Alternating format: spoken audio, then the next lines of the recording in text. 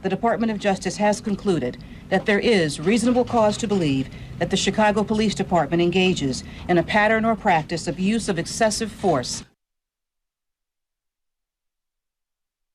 Police misconduct will not be tolerated anywhere in the city of Chicago, and those who break the rules will be held accountable for their actions. Misconduct not only harms the individuals affected, it damages the reputation of the Chicago Police Department. At the same time, it is important to recognize that the incidents of misconduct cited in this report do not represent the values of the city of Chicago, and I believe firmly they do not represent the good work of the vast majority of the men and women of the Chicago Police Department, I said it earlier, who put their lives on the line every day. That is why I'm confident that any wrongdoing cited in this report can be solved by what most Chicago police officers are doing right. And they're doing right every day in very difficult circumstances.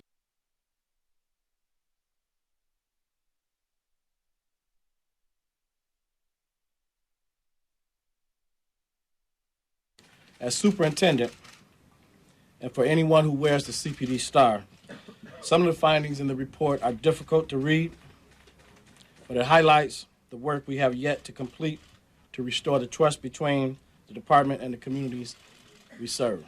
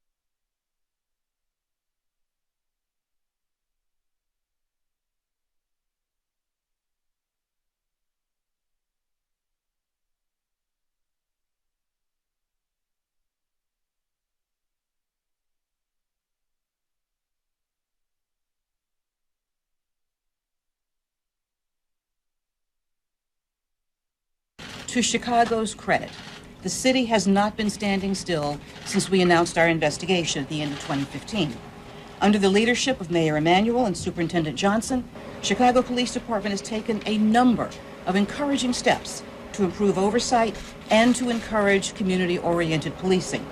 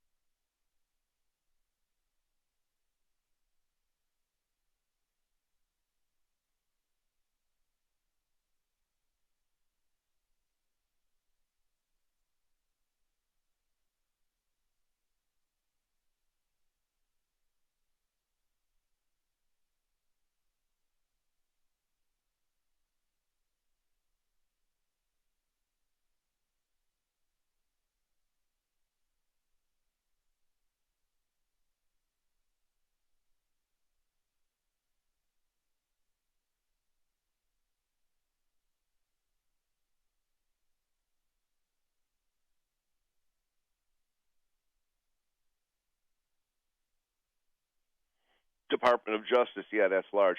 It's a wonder Miss Lynch had time to finish that report, given all the time she spent in the back of the airplane with Bill Clinton. Secondly, this ought to make the bangers really happy, because now the cops can't shoot you, they can't use their tasers, they can't use their billy clubs, and they can't pursue you on foot.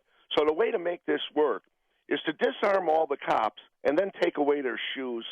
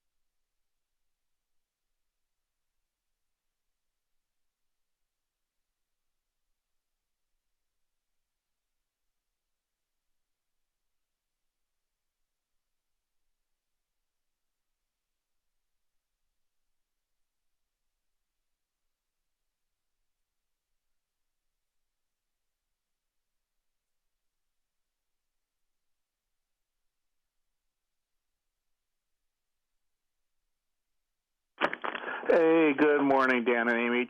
Dan, I want you to calm down. I want to put your heart at rest.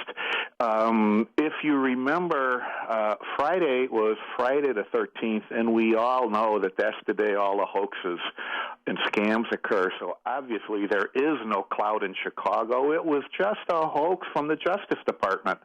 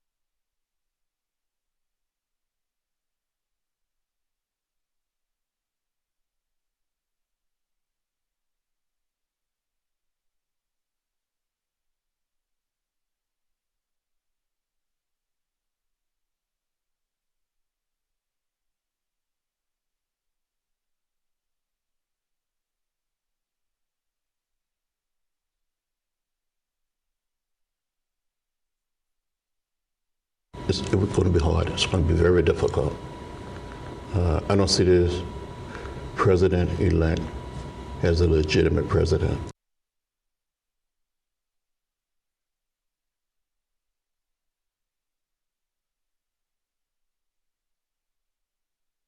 I think the Russians participated in helping this man get elected, and they helped destroy the candidacy of Hillary Clinton.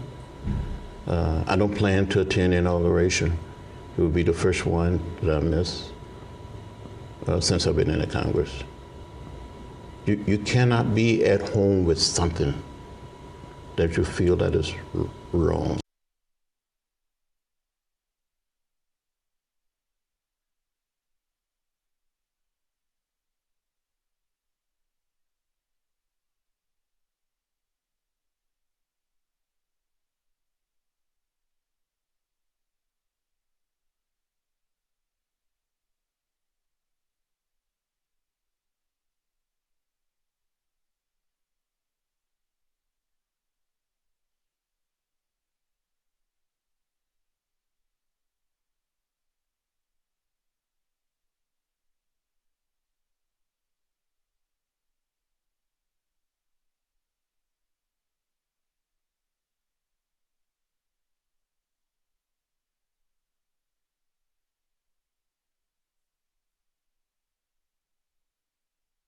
John Lewis is a great moral, civil, and human rights leader.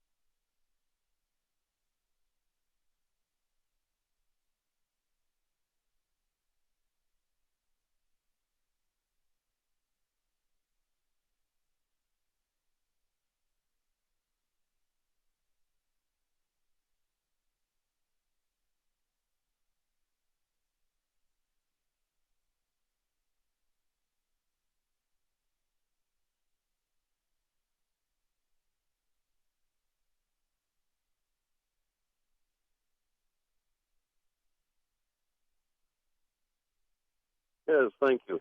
My feelings on what's going on with the senator is that he's acting like a racist pig.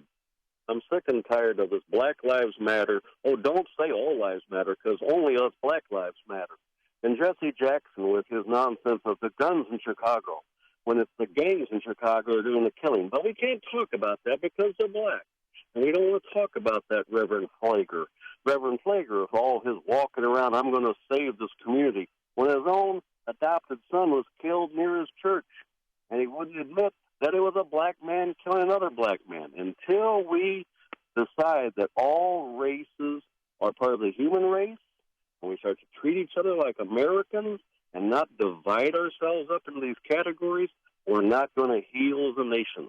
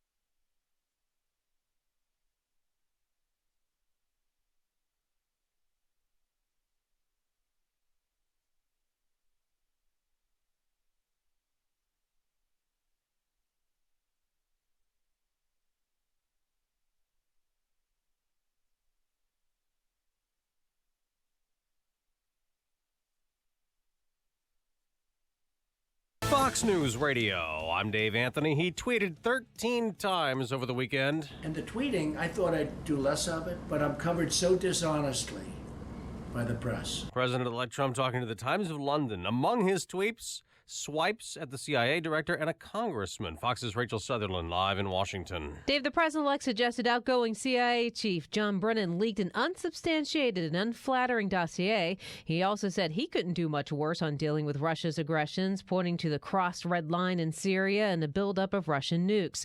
The tweet came in response to Brennan's appearance on Fox News Sunday. I don't think he has a full appreciation of Russian capabilities, Russia's intentions, and actions. Mr. Trump also scrapped with Congressman John Lewis after the civil rights icon called him an illegitimate president.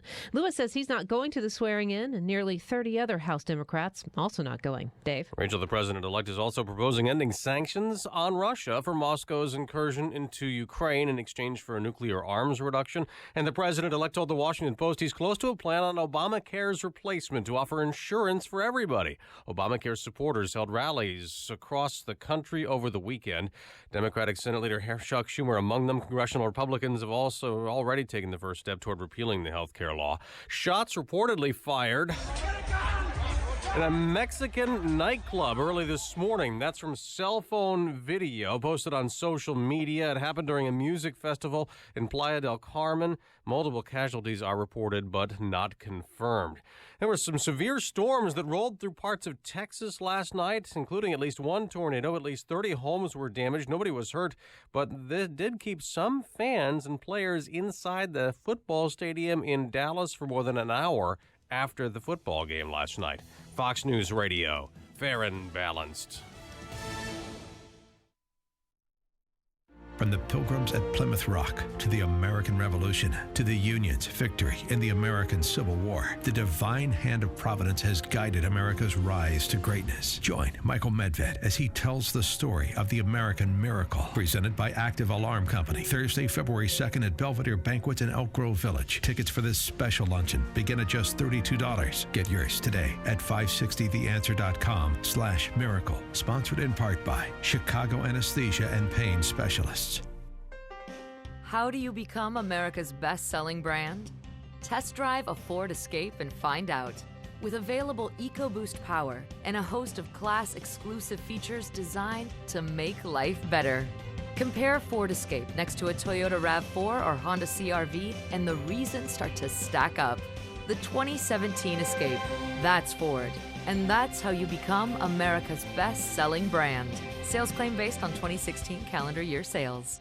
Hiring is the most challenging part of my job. We started using ZipRecruiter about 3 months ago. One click and my job was posted to 200 plus job boards, all the top sites. All of the candidates came to my dashboard, and it's easy to compare them. And I couldn't believe the number of great applicants we got. I don't know how we hired before ZipRecruiter. Find the best candidates with ZipRecruiter, where your job is just one click away from 200 plus job sites. And right now you can try ZipRecruiter free. Just go to ZipRecruiter.com/find. That's ZipRecruiter.com/find. This hourly segment is brought to you by the Ayn Rand Institute and the Yaron Brook Show. Heard Saturday afternoons at 4 here on AM 560, The Answer. This is Chicago's Morning Answer with Dan Proft and Amy Jacobson on AM 560, The Answer.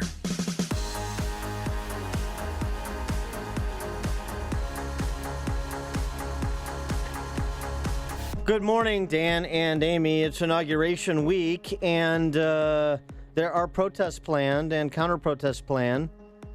The protests, of course, to disrupt the inaugural activities from Wednesday through Friday.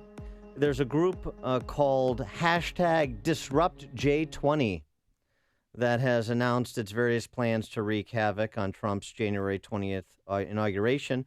And leading up to that inauguration, here's what J20 has planned. This is audio from a J20 organizational meeting, if you will, that was obtained by Fox. On the 18th, our first big action is planned. This is going to be a queer dance party at Mike Pence's house. Gay dance party at Mike Pence's house. Outside, obviously. advertising that. It's going to be a lot of fun. It's going to be his last few days living in Chevy Chase before he moves into the vice presidential residence, and we're going to send him off with a bang. Bring the disco ball. Is the deplorable. Deplorable. Exactly what it sounds like. All the alt-right neo-Nazis, etc. This is their party to celebrate Trump. We're going to crash it. We're going to crash the deplorable to celebrate. Let's celebrate. 8 portions. The folks with the DC Anti-Fascist Coalition will talk more in detail about that and how you can plug in. The 20th is the big day. There's stuff happening all day. There's stuff organizing that's happening. Answers doing their thing along the parade route. They're going to be along the parade route all day. They've got a permit and a sound system and a stage. That's what they'll be doing. We'll be doing just about everything else. We have harder. So from early in the morning, I'm just going to go linear because there's too much going on. Get confused again the other way. Early in the morning, we're going to be doing blockade. Early in the morning, latte? we're going to be doing blockades. Oh, I thought you said we're going to be doing lattes. Yeah, to get them ready for the dance party. It wouldn't be much of a protest. And the dance party is Wednesday, the gay dance party. If you want to make your reservations, you want RSVP. Well, everybody that I know is going Saturday, January 21st to that rally, which begins at 10 and ends at 1:15 p.m. So Disrupt J20 doing so it's the gay dance party outside of Pence's house on Wednesday, and then they're going to crash the deplorable the following day, which of course the deplorable is for alt-right and neo-Nazis. That's according to this Disrupt J20. And then they're planning, quote, anti-capitalist, anti-fascist blockades, blockading roads and other modes of transit into the city, blockading checkpoints into the security zones. That's what Disrupt J20 is attempting to do. Now, Have they ever been to inauguration? They're going to get nowhere near. They're not going to do half of what they think they're going to do. Well, not even a fourth of it. We'll see. And the battle has been joined. Bikers for Trump has a message to Disrupt J20 and others. I met those guys. Remember, we met them in Cleveland. Chris Cox, who's the founder of Bikers for Trump, and 200,000 other motorcyclists are going to be there to provide a wall of meat, he said. We will stand shoulder to shoulder with our brothers and toe to toe with anyone that's going to be breaking down police barriers, assaulting women, spitting on them, or throwing things. We are here to support them, Chris Cox, founder of Bikers for Trump, said of the police. So it could be a spirited inauguration festivities in the offing in the next and the 48 hours. Women's March on Washington, it used to be referred to as the Million Women March. Now it's the but it's been rebranded. 100 Women March. Now it's the Women's March on Washington. Yeah. Because they don't want to mess up with Million Man March. So no, they don't want to be held to account for 1 million women and it coming in well under that. That's what they don't want to happen. I think a majority of Chicago is going to be there, and people in New York City are going to go, and some Californians are going to go. Which says more about them than it does about the country. Now, Michael Moore is holding an anti-inauguration protest. He tweeted Mark Ruffalo, Alec Baldwin, and he will be holding a massive rally in New York City in front of the Trump International Hotel on Thursday at 6 p.m. That's Eastern time. So for you and all of your leftist agitators, if you want to make a stop in New York on your way to D.C., there you go, outside of the Trump International Hotel Thursday at 6 o'clock. I wonder how many people are going to show up for the actual inauguration. I mean, I was there for Obama's in 2009, and it was, the mall, obviously, it was unbelievably crowded. I wonder if people are going to be attending Trump's. Do you know anybody that's going? Yeah, I know a lot of people that are going. Okay. They're all the deplorables that nobody cares about, but turned out to be the backbone of this country. Ziff in Hyde Park, you're on Chicago's Morning Answer. Mommy and Daddy, if you all keep arguing like that, those of us who are listening in the audience are going to think you all are mad at each other. Oh, Ziff, it's okay. Ziff, the important thing is that you know that we still love you. No matter what happens, we still love you. Listen, Dad, first of all, Happy New Year's to both of you guys. No, Amy say stop using that guys. She don't use it to her soccer players, so we can't use that. Oh, right. See, if you listen what Donald Trump is going to do for America, all you got to do is have a book, have it in last place, get in a competition with the president-elect. And your book was the number one. Yeah, John Lewis's book. Yeah, sold out. Yeah. Yeah, March. Yeah. Right. So write a book and pick a fight with Trump. That's your how to make $1 million in America. That's your new strategy, Ziff. And the last thing, yes, absolutely. He's going to make a lot of millionaires and sell a lot of books. Now, listen, Dan and Amy, I missed out on $200 by not going to the inauguration. You could have got a free meal, hotel, and they're paying people $200 each to come down there and disrupt.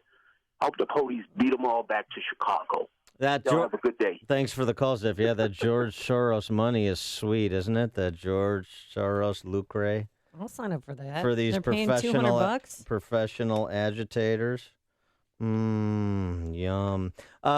Speaking of agitators, your guy, Michael Flager, weighed in on this. And he's speaking today in Atlanta. They chose him to come down from Chicago to speak on Martin Luther King Jr. Day.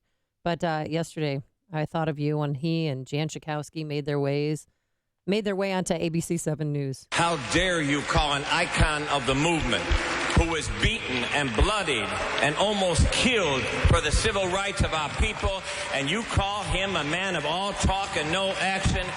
Shame on you, Donald Trump. And here's Jan. We had 8 years of no drama, Obama, not a whiff of scandal. And look what we're mired in right now. Is there any truth to what she's saying?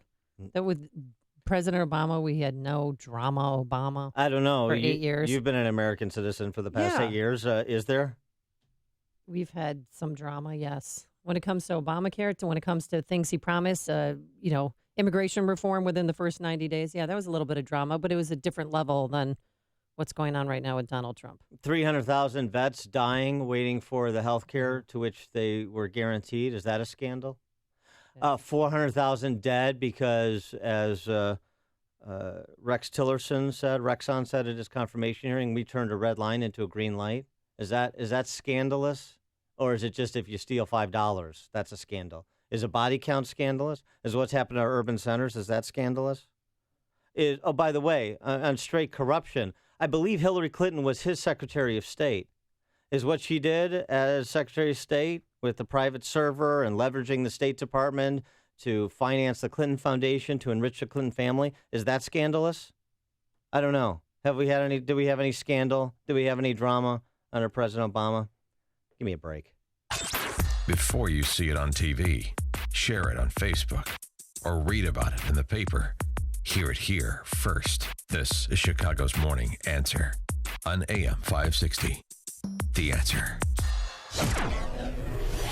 Some slick roads out there, and we have a winter freezing rain advisory going into effect at 5 o'clock. It's already in effect. It'll last until 9 a.m. Freezing rain on and off. And then about 10 o'clock this morning, it's going to be turning into all rain showers, a high today of 39 degrees. And tomorrow, some light rain, a high of 43 degrees. Let's get the latest. A very busy man this morning. How many spinouts are there? Here's Jim Telemonte. A lot of crashes, Amy. Traffic volume is light, but there are slick patches, and there's still some precipitation affecting parts of the area. Got a crash at 138th and Ashland in Riverdale. That's a rollover. Also one at Des Plaines, Mount Prospect Road north of Gulf Road. A lot of flight delays and cancellations at both Chicago airports this morning due to weather here and around the country. Expressways and tollways are generally light. There's still cleanup going on the tri-state south of Sibley after an overnight crash. Southbound 2 left lanes are closed. Northbound 1 left lane blocked at Sibley to clean up that crash. We have mild delays on the inbound Stevenson from past the Rhine to Lakeshore Drive. On the inbound Rhine as well from 18th into the Burn Circle. Kennedy inbound, a little heavy now Harlem to Montrose. And westbound 190 has some congestion at O'Hare. Jim Talamonte in the AM 560 Traffic Center. I'm Dan Proft. And I'm Amy Jacobson. And we want to say thanks to each and every one of you who helped us to reach our goal of providing food for a year and water for life for 2,000 kids and counting in Haiti and Guatemala. Your generosity means that these children will have a shot at living a happy and healthy life despite the enormous challenges they face. And just because the Christmas season is over and we're starting a new year, that doesn't mean the need has gone away.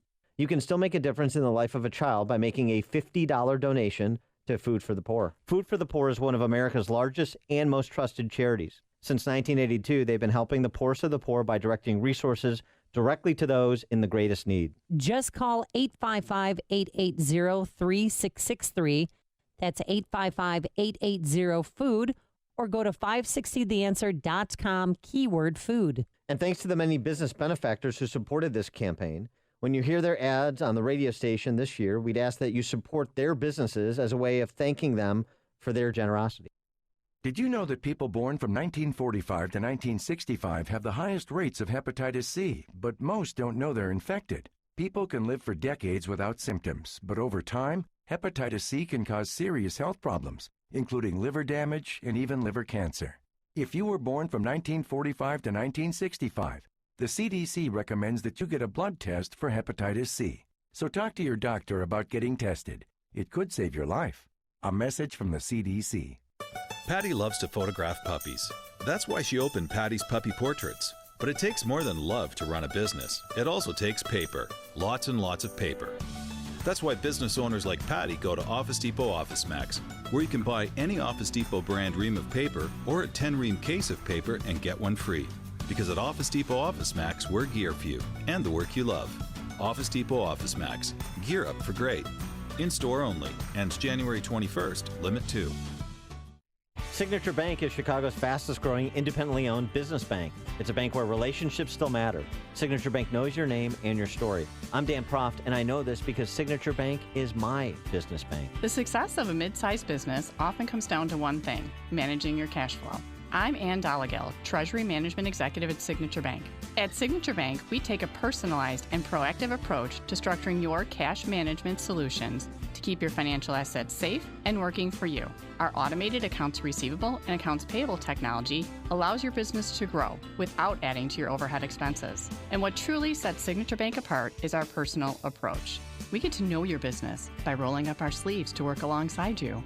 Call me today for a review of your company's operational challenges. Signature Bank is looking for their next success story. Learn more about turning your business vision into reality. Visit signature-bank.com. Signature Bank, helping local businesses succeed. Member FDIC, Equal Housing Lender.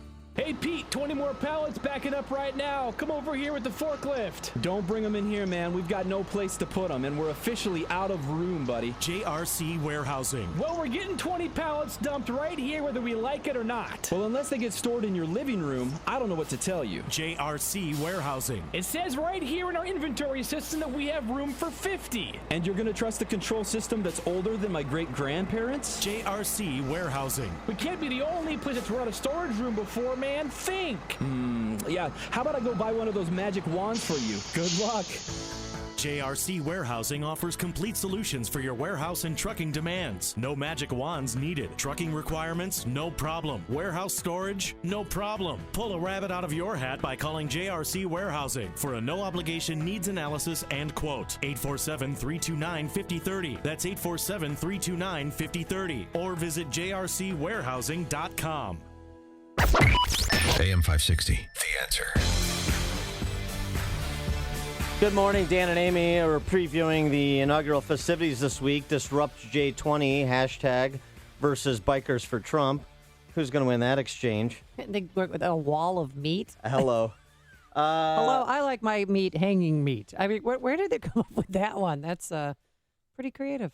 Uncomfortable creativeness, yes. This is a week about Hollywood because we're talking about who is going to be performing at the inauguration, who is not. And some people that are performing are saying they're doing it for the people, not for Trump. What is her name? Stand by. I've got it here.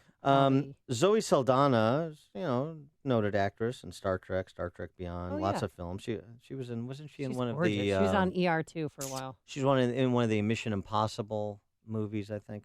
Been in a bunch of films. She said, we got cocky. We got cocky.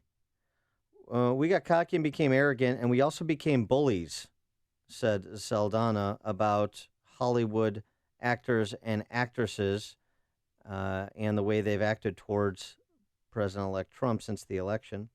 We are trying to single out a man for all these things he was doing wrong, and that created empathy in a big group of people in America that felt bad for him and that are believing in his promises. This following on Nicole Kidman telling the BBC last week, as we played on this show, that we as a country need to support whoever's the president because that's what the country's based on. So, yeah, interesting. And it brings me to something that comes from the Harvard Business Journal, actually, Harvard Business Review. Oh, real quick, the actress I was talking about is Jennifer Holliday. Well, she's not Singer. performing. Yeah. She's withdrawn from, after getting chastised, the Broadway star Jennifer Holliday has withdrawn from performing in the inauguration because she stands with the LGBT community and against Trump. Do people that are gay, and I try to tell this to my gay friends, do you understand that Donald Trump is not going to take away same-sex marriage? That in that interview on 60 Minutes, which everybody ignored and did not watch, they could have learned a lot about Donald Trump, that he has gay friends, that he said that essentially that's already been litigated. And he's not going to try and turn that back. Maybe litigated again. It might be, but that's what he said. But it's a Supreme Court decision. It's not something that Trump can do with a pen and a phone, to borrow a phrase. By the way, the no drama Obama administration, text from Ann B. Davis's bowling ball. No drama Obama, IRS, fast and furious, riots in every urban center, repeated terrorist attacks. Not exactly rainbows and unicorns the past 8 years. Fair point. But Harvard Business Review, just going back on what Zoe Saldana said and others have said, and this whole back and forth between Trump and John Lewis over the weekend, last week into the weekend, after John Lewis said Trump is not a legitimate president. After John Lewis said that. And the left that refers to Trump as Hitler or Bull Connor and his supporters as Nazis wants Trump to tone down the rhetoric. Okay, I want to make sure I understand who's saying what. But the Harvard Business Review, it's interesting how the attacks on Trump reinforce his strategy. The analysis offers this, that, Trump created a category as a candidate, whether it was purposeful or intuitive. Political correctness equals failure, and all these people I'm running against and who dislike me are politically correct politicians who failed you. I'm politically incorrect, and I've been successful, all my life. I'm this billionaire. I'm successful. You don't have to listen to Trump for too long for him to tell you how well he's doing and has done. And what they suggest to the pointy heads at Harvard Business Review is that, for example, in the case of the John Lewis and all the calls for him to apologize to John Lewis, how dare you say a cross word in the direction of John Lewis, apologizing for anything Trump said. And we were frustrated with this when he clearly went over the edge during the campaign, for example, with the Kahn family, that Gold Star family. I would use that as a good example. Or even what he said about John McCain. I prefer, prisoners of war. I prefer soldiers who weren't captured. Yeah. Right. Beyond the pale. But Harvard Business Review concludes apologizing for anything he said or done would have tossed him back into the traditional category where he would have been an ineffective player. During the entire campaign, detractors asked how long Trump could, quote unquote, defy gravity, how long he could keep doing and saying outrageous things and get away with it. His detractors keep on asking how long Trump can keep on defying gravity. They're asking the wrong question. They should be asking how their form of criticism is strengthening Donald Trump. So when he takes on water from a John Lewis or from the usual suspects of the left, and even some of the usual suspects from the establishment right, he's not going to apologize. The closest he came to, the only time I can recall him offering apology was with respect to what he said on that Access Hollywood tape with Billy Bush.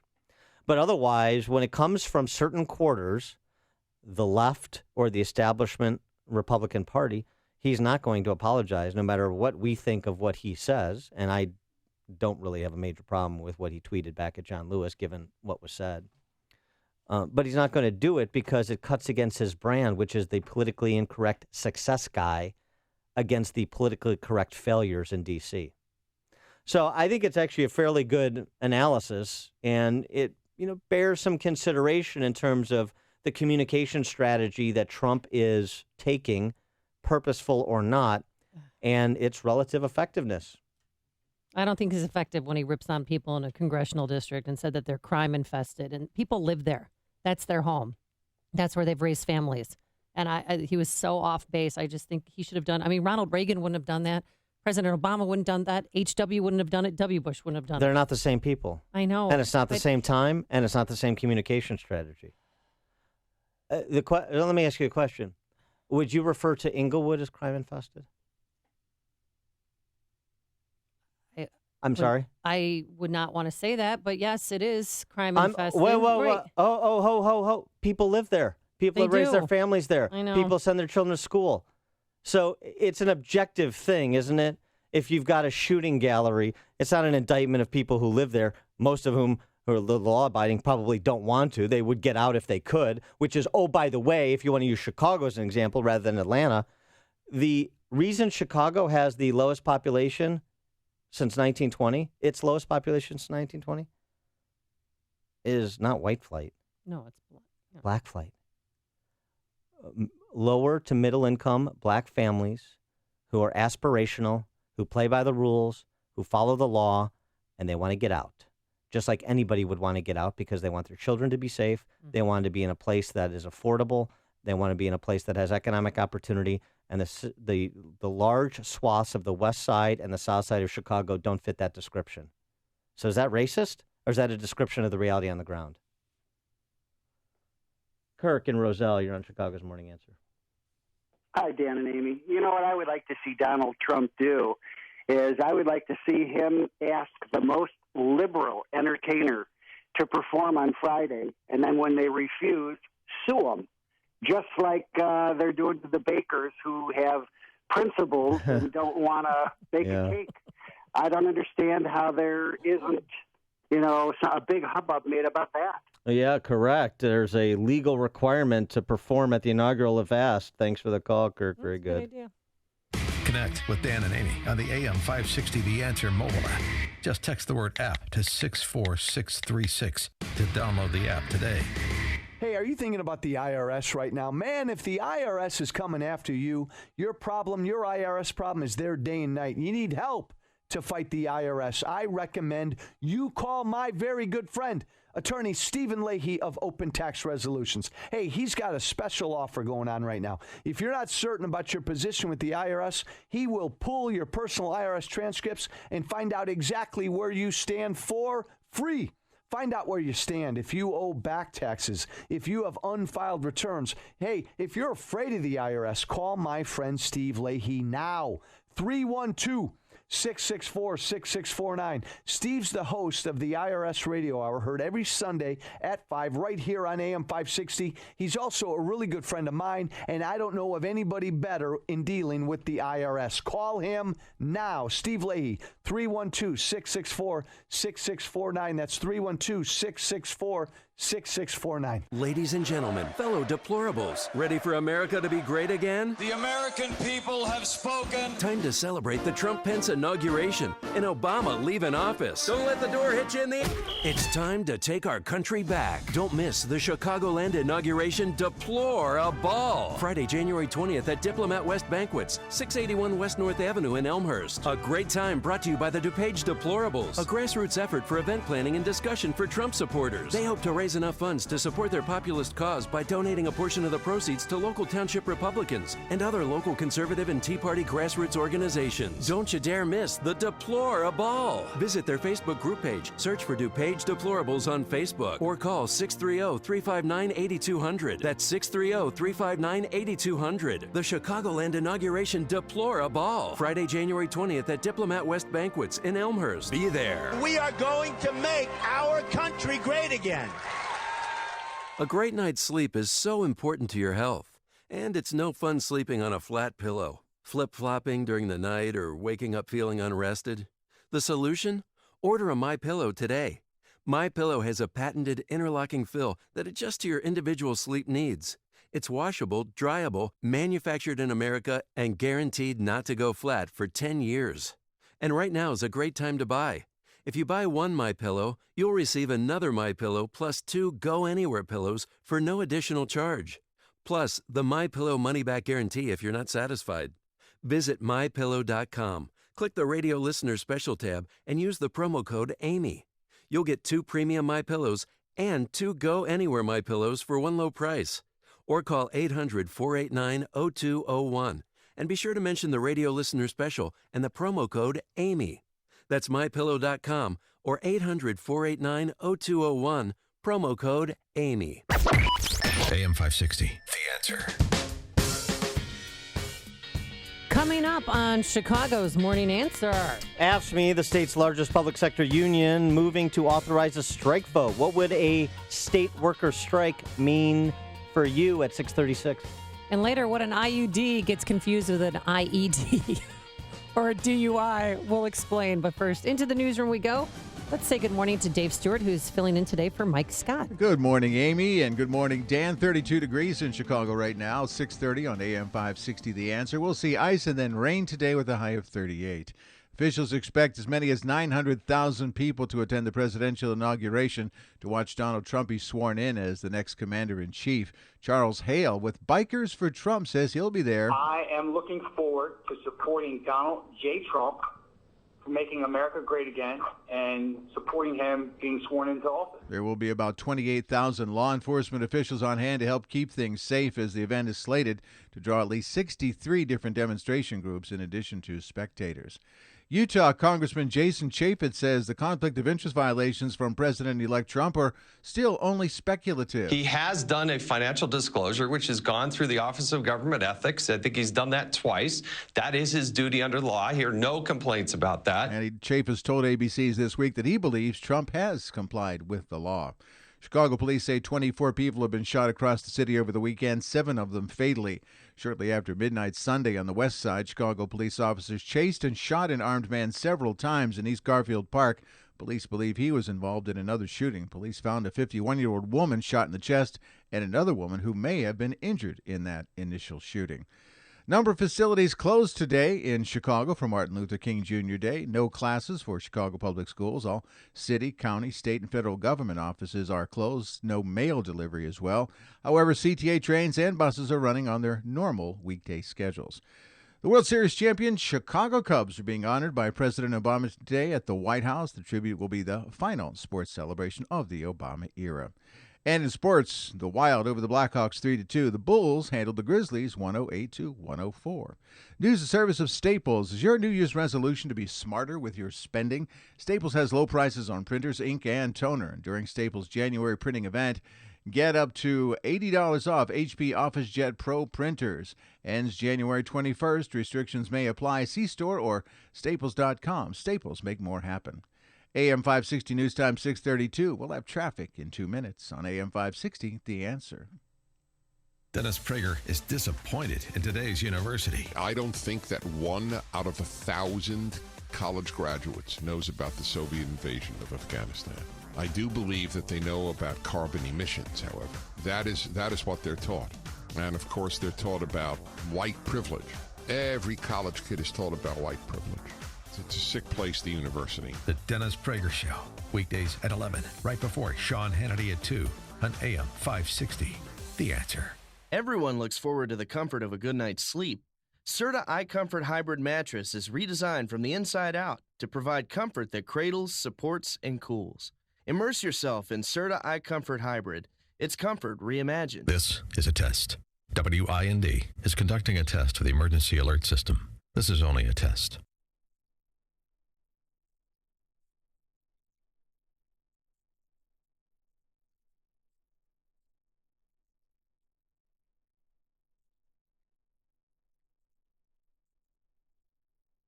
We now return to our regularly scheduled programming, already in progress.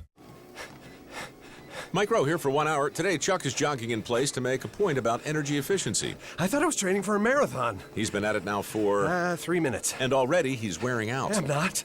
Your heating and air conditioning systems are a lot like Chuck. Warm yet somehow cool? Wheezing, wasting energy, and probably headed for replacement. You're talking about the air systems, right? Sure, pal. Sure. Call 1 hour before it's too late. Can you do the disclaimer for me? Each independent franchise is licensed in its respective state or county. Thanks. At 6:34, a check of the roads from the Guardian Security Services Traffic Center. Here's Jim Talamonte. Thanks, David. Flight boards at O'Hare and Midway show a number of delays and cancellations this morning. Westbound 190 is heavy at O'Hare as well. Stop and go from the Kennedy to Manheim. Travelers expect some congestion in the terminal area as well. Inbound Kennedy, traffic slows in pockets from Canfield to Montrose. 22 minutes O'Hare to downtown. Outbound 23, heavy central to Harlem. Inbound Aiden's now a little slow, Foster to the junction. It's clear outbound. The Eisenhower, just 30 minutes, Thorndale to downtown. Outbound 5 at 29. Stevenson, 38 minutes, 3:55 to Lakeshore Drive. Out on Fonda, 34. The Ryan, got a 1 or 2 minute delay entering downtown. Tollways look good. An earlier crash on the tri-state at Sibley has cleared. Traffic is a service of LifeLock. Grabbing coffee or breakfast, if you swipe your card, you leave a trail of digital information thieves can use to steal your identity. Ever hear of LifeLock? Their U.S. team of specialists help resolve identity theft problems. Go to lifelock.com now. Use promo code RISK to save 10%. Traffic answers when you need them most. I'm Jim Talamonte on AM 560, The Answer. More of Chicago's Morning Answer next, but now your forecast, a service of aircomfort.com, providing the right climate for business since 1935. Ice and then rain today, roads and sidewalks slippery in the morning, a high 38. Cloudy tonight, rain and drizzle in the evening, heavier showers later on tonight, low 35. Rain in the morning tomorrow, but then mostly cloudy through the day with a high of 42. Right now it's 32 degrees at O'Hare. Next news, 7 o'clock. Get continuous coverage of the latest news, traffic, and weather at 560theanswer.com. Now more of Chicago's Morning Answer on AM 560, The Answer. This hourly segment is brought to you by Military Mortgage Talk with host Tony Gatliff. Sunday mornings at 9 on AM 560, The Answer. Your money. Find out how to keep more of it and live debt-free. Tonight on The Dave Ramsey Show, starting at 7 on AM 560, The Answer. Good morning, Dan and Amy. Well, at the bottom of the 8 o'clock hour, we're going to have Chuck Marrone from strongtowns.org to explain to you why your town is out of money. Right now, we're going to explain to you why your state is out of money if you live in Illinois. It's because of the public sector unions, AFSCME, SEIU, and the teachers' unions. That's why. On Friday, AFSCME sent a letter, Roberta Lynch, the head of AFSCME Council 31, and this is, again, the state's largest public sector union in terms of representing state workers, some 37,000 state workers. This is... And we're still working on a contract? Contract impasse between the governor and AFSCME. After the governor, I think, has successfully negotiated 19 different contracts with different public sector unions that represent smaller groups of state employees, all included a wage freeze, because the state has no money. AFSCME, on the other hand, not so much are they in the market for a wage freeze. They want basically a 29% increase between now and 2019. Oh, yeah. Yeah. Can they help me negotiate my contract? Seriously. That sounds like a good job. Yeah. Great gig, I mean. Yeah, well, when you're on both sides of the deal, or at least you historically have been, you can forge a very favorable contract to yourself. Here's what Roberta Lynch wrote. It's clear that the time has now come to move forward with a strike authorization vote. This vote will let every AFSCME member determine whether or not to resist Rauner's assaults or to allow him to oppose his own harsh terms on employees. The voting will take place in each local union on dates set between January 30th and February 19th. Specific information regarding voting locations and the like coming. And she says, among other things, that we quickly learned how insincere the governor's professed belief in compromise really is. Again, the same governor who's negotiated 19 collective bargaining agreements. Okay. Within hours of receiving the union's letter regarding a new framework, the governor's office put out a press statement completely dismissing the new terms as superficial and wildly exaggerating the potential cost to the state. Right. Interestingly, the news on AFSCME, were they to walk, were they to go on strike? The projected costs for the average AFSCME employee, when they have to pay their own health insurance Right. and so forth. How much comes out of their paycheck? Well, it would be, what would the cost to them, to the rank and file AFSCME member be if they walked out? $8,000 a month. Okay. So that means that your burdened salary is worth how much, AFSCME? Let me see. 12 times 8 is what is that number? Is that 86? Is that 80? Excuse me. Is that 86? No, I can't add. Is it 96? So is that $96,000 a year? Your burdened salary, your wages plus benefits. If it would cost you, if the opportunity cost of not working and having to pay your own health insurance, the combination of the two, $8,000 a month, doesn't that necessarily mean the replacement would be $96,000 a year? I mean, that's the replacement cost at present. And to that, they want a 29% increase. They want overtime for hours over 37 and a half hours per week, as opposed to the standard 40. 40, yeah. No, they don't want that. By the way, just so we understand, the median salary for an AFSCME employee, $63,660. The median salary for private sector workers in Illinois, $32,000. The amount of money that it costs taxpayers to provide free lifetime health insurance for every AFSCME employee, which they get after 20 years of working for the state, $200 to $500,000 a year. They get 12 days of sick leave, 12 days of unexcused absences, 10 unexcused absences without repercussions. Highest paid state workers when you adjust for cost of living in the country. And what are their job responsibilities? Well, I mean, they're spread across the 37,000 state employees. They're spread across all the agencies in the state. And the total bill to the state, a state that has the worst funded pensions in the nation and the lowest credit rating and $250 billion in debt, the $30 billion in assets, and $11 billion in unpaid bills. The total cost of this contract would be $3 billion, rough numbers, in wages and pension benefits, if it was adopted, if what AFSCME has proposed was adopted. So this seems to me maybe the moment in time that Ronner should have been precipitating more aggressively. Maybe it will be visited upon him by the hands of AFSCME. And the question is, how would a state worker strike impact you? 312-642-5600, turnkey.pro answer line. 646-36DA, turnkey.pro text line. Worried about a state worker strike at all? According to their website, I mean, it's the nation's largest and fastest growing union, but I bet. They make America happen. We are nurses, correction officers, child care providers, EMTs, sanitation workers, and more. So what would life be if they went on strike? There's no question. So there'd be chaos in prisons. No, they'd be on lockdown then. Well, so this could be Ronner's Reagan moment. Mm-hmm.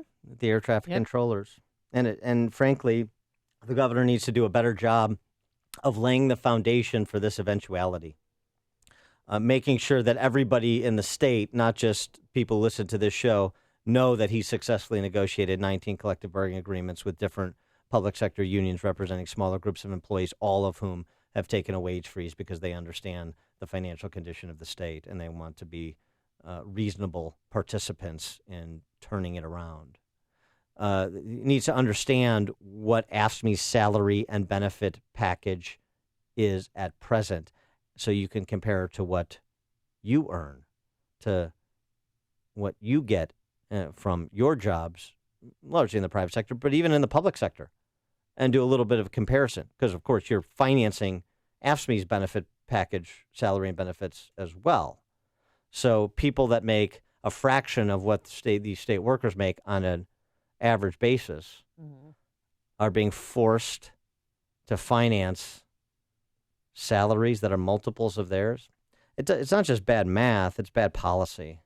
It's unfair.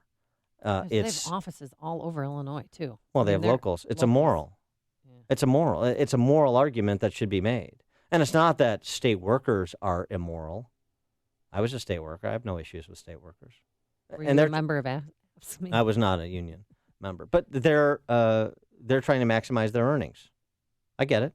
I try to maximize my earnings. You try to maximize your earnings. I don't begrudge state workers. But they're ripping off taxpayers because of their greed. Well, right. I don't. But I mean, the rank and file. I don't begrudge people trying to maximize their earnings. But at some point, knowing what the scam is and knowing where the state is, you have to be able to make the math work. This is not, a matter of opinion. This is just math. This is not personal. It's just we can't afford this. And here's the thing. This has never really been put to a market test. And that's why Ronner should be leading with this issue so that we understand where the lines of demarcation are in this state And who is interested in salvaging this failed state called Illinois and who is not? To do that, he needs to use the bully pulpit, not just go to, a handful of one-off meetings with 50, 100, 200, 300 people. This needs to be a big message that comes over the top from the governor's office relentlessly.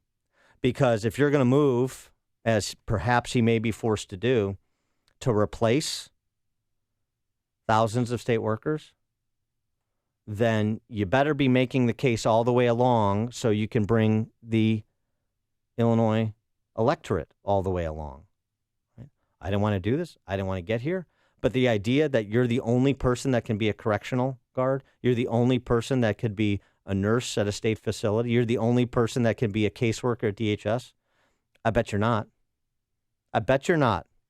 And when people see what the current salary and benefits are versus what so many Illinoisans have access to or what they're earning at present, you think there'll be some resumes sent in for these potential job openings? Yeah, there's 500 job openings that would be open at Chicago O'Hare International Airport. And oh, by the way, there'll be a window. I suspect if this comes to a head, if they authorize a strike, if I'm Ronner, say, okay, here's your window. You can come over and keep your jobs. Otherwise, understand we are moving to replace you, and we're going to put these jobs out to a market test. And we'll just see what kind of demand there is to be a state employee. I bet you could put most of these jobs out at a fraction of what the pay and benefits are at present and receive more qualified applicants than are available positions. But it'd be interesting to put it to a market test so we know for sure, wouldn't it?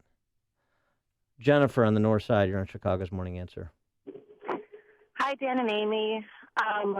Just listening to what there aren't many, I'm a nurse, there aren't many hospitals that have state, I guess there's Cook County, but all the rest of them are not with union nurses. And yeah, that's right. It's just outrageous to me what the benefits that they're reaping on my back as a taxpayer and a nurse. And we're pushed and probably just as hard as they are in our environment in the hospital that we're at. And it's unbelievable. Yeah. I'm just shocked. I'm in complete shock. Yeah. Thanks for the call, Jennifer. Well, I mean, this is a kind of point in time where, again, you get the information out, let people make their own decisions, and hopefully mobilize people to implore their duly elected representatives that this is unacceptable and there'll be a consequence if you go down this road with AFSCME, that maybe there's enough people in Illinois that are sick of being treated as spare parts to be used to finance whatever blank check AFSCME demands, whatever the latest blank check AFSCME demands. And that's what this is. Well, don't you have a secret inside line to reach Governor Ronner to tell him that he should make this his top priority? That he should do this now before we get closer to an election? Well, for him? This is coming. It's coming. It's been coming to a head for months and months on end. And we've talked about this intermittently over the past, 8-10 months. Mm-hmm. And if AFSCME is going to be the first mover on this, okay. And if they want to bring it to Governor Ronner's doorstep, okay. But the governor needs to, again, not stake out a position, make an argument, make the case, inform the populace, take a stand, and move action in furtherance of that stand. 19 successful contracts where employees took a wage freeze. So AFSCME is the outlier here, and they need to be marginalized as such. Otherwise, the state will continue to be marginalized. It's like a hot, steaming cup of information to start your day. It's Chicago's Morning Answer on AM 560. The Answer. Well, freezing rain is here, especially if you live in the western suburbs. It's going to be on and off until 9 o'clock this morning. Then it'll turn into all rain by 10 o'clock this morning as the temperature heats up. A high today of 39 degrees tomorrow, a high of 43. And on Wednesday, it's going to be 42 degrees, but some severe fog. Well, let's get the latest now from the traffic center. Very busy man this morning. Here's Jim Talamonte. Thanks, Amy. And I'd be a lot busier if it weren't a holiday for many folks. There are quite a few crashes considering the number of cars on the road. In Munster, there's a collision at the busy intersection of Ridge Road and Calumet Avenue. Got a rollover in Riverdale at 138th and Ashland. Crash reported on the northbound tri-state at 21 in the north of the Gurnee area. We're seeing some delays now farther south of the tri-state. It's heavy on the northbound side from the Stevenson to the Hinsdale Oasis and from the Reagan Tollway to the Eisenhower. Other tollways, a very light traffic volume, no issues. Eden's a little sluggish inbound approaching the junction, otherwise clear. The Kennedy, 23 minutes either way between O'Hare and downtown. The Ike, just 30 minutes either way between Thorndale and Duluth. Mount Stevenson delay started Cicero. It's 42 minutes, 3:55 to Lakeshore Drive. Up on 37, heavy LaGrange Road to 83. Ron has a 2-minute delay entering downtown. I-57 a little heavy approaching the Cal-Sag Channel. I'm Jim Talamonte in the AM 560 Traffic Center. I'm Lou Dobbs. 5 days until inauguration. Congress moving to repeal Obamacare. The Agriculture Secretary bails early. Those stories next. Bill Bennett here to tell you about Augusta Precious Metals. Attention investors, your IRA or your 401k may be at risk again. The 2008 crash wiped out up to 50% of IRAs and 401ks.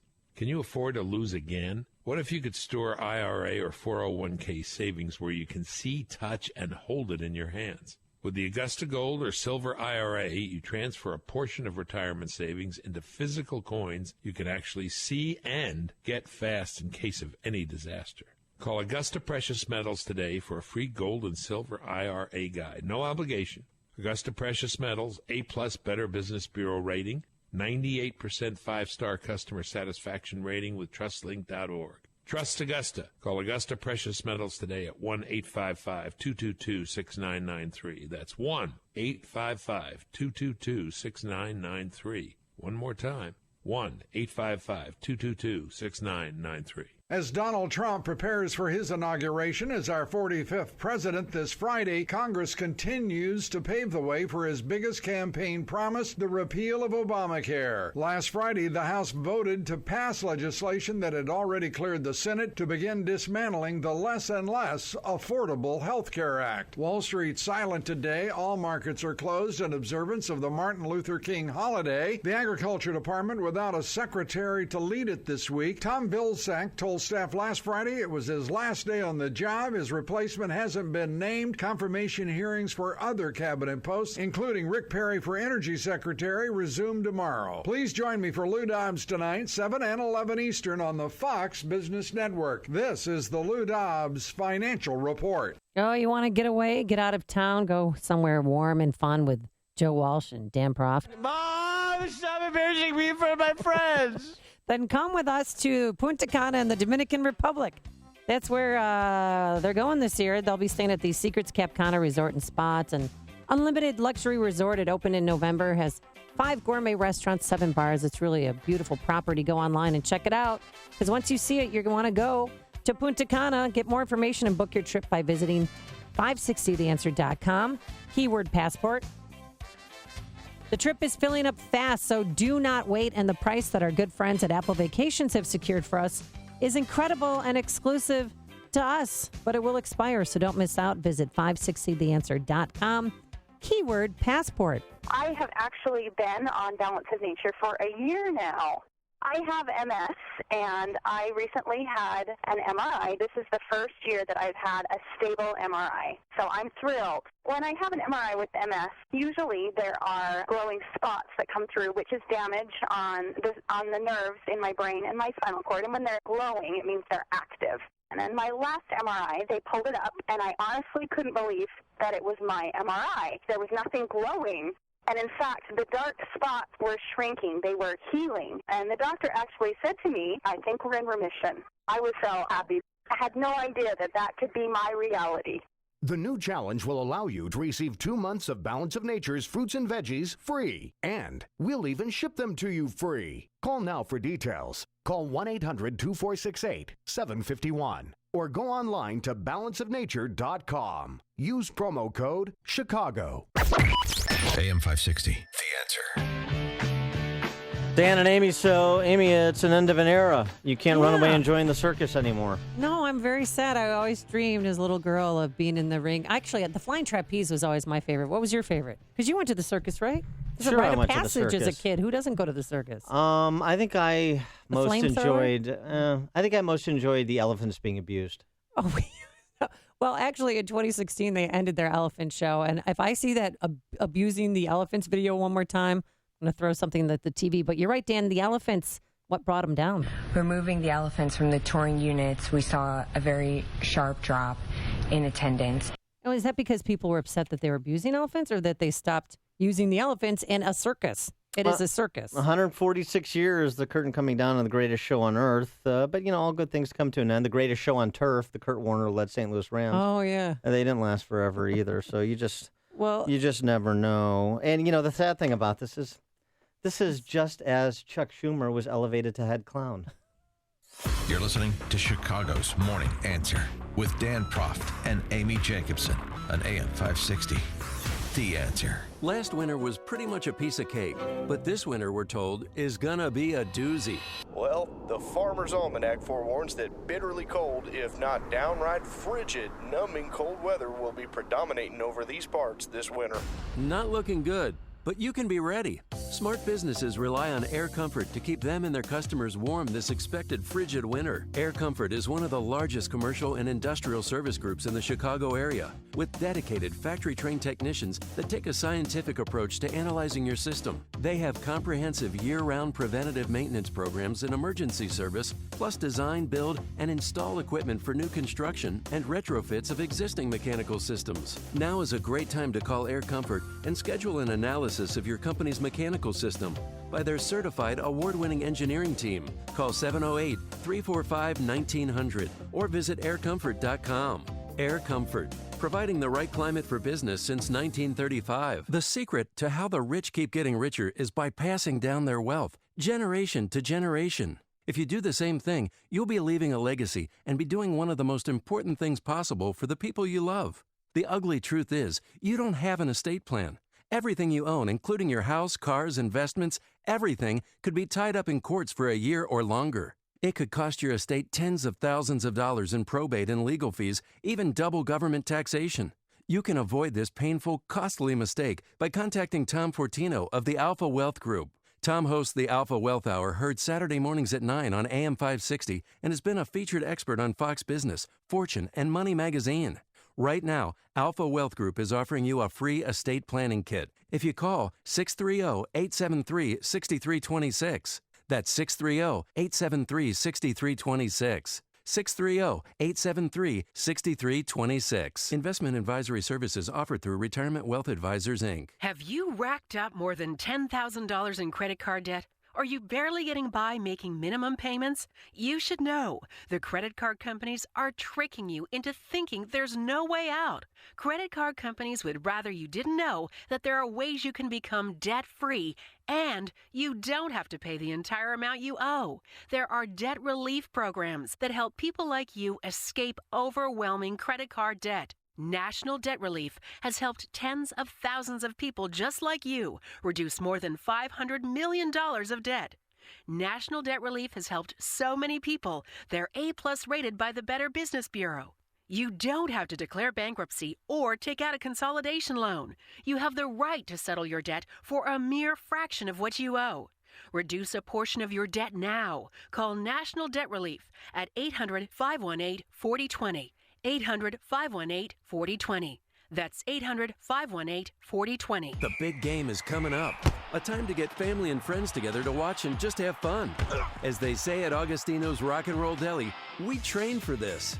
Augie's is ready to cater your big game bash with their signature subs, hefty and fully loaded with the highest quality deli meats, cheeses, and fresh veggies. Stop in or take out their homemade beef sandwiches, packed with Italian beef from the family recipe. And if you can't choose from the burgers, the bubbling hot pizza, or hand-rolled meatball sandwiches, then get them all. Augustino's Rock and Roll Deli is known as DuPage County's family favorite since 1978. Eat in surrounded by authentic rock and roll memorabilia while you enjoy the soundtrack of your glory days, or pick up and go for your big game party. Either way, Augie's offers fast, fresh, and affordable food. Get your big game party started with Augustino's Rock and Roll Deli, Carol Stream or West Chicago, and book catering with Augies at augustinos.com. Make it happen with Augustino's Rock and Roll Deli. Coming up on Chicago's Morning Answer. Per the Department of Justice report, when does Tiny Dancer resign at 7:07? But first, let's go into the newsroom. Dave Stewart in for Mike Scott. Thanks, Amy. Among the stories we're watching today, police investigating after officers shot and killed a shooting suspect on the west side. Right now, Fox News, WIND, Chicago. Fox News Radio. I'm Dave Anthony. We're just 4 days away from the Trump presidency. I think everybody has to acknowledge, don't underestimate the guy, because he's going to be 45th president of the United States. President Obama also told CBS's 60 Minutes the president-elect's use of Twitter is powerful but could also be dangerous. And he urges President-elect Trump to build a relationship of trust with the intelligence community. The president-elect took a shot at CIA Director John Brennan in some tweets last night after Brennan told Fox News Sunday when it comes to Russia. I think he has to be mindful that he does not yet, I think, have a full appreciation, understanding. Now, the president-elect fired back, "We couldn't do much worse." Then wondered if Brennan was the leaker of fake news, referencing the unsubstantiated report Russia might have compromising Trump personal and financial dirt. The president-elect has also told the Times of London he'll propose dropping sanctions on Russia over the incursion into Crimea in exchange for a nuclear arms reduction. Now to Obamacare. Fox's Rachel Sutherland has an update on that live from Washington. Dave, President-elect Trump says he's almost ready to reveal a replacement plan, which includes what he describes as insurance for everybody. Thousands of people rallied across the country to show support for Obamacare, concerned a repeal could threaten their health, even their very lives. Senate Minority Leader Chuck Schumer was at a rally in Michigan. Do you want to go back to chaos? Let me hear ya.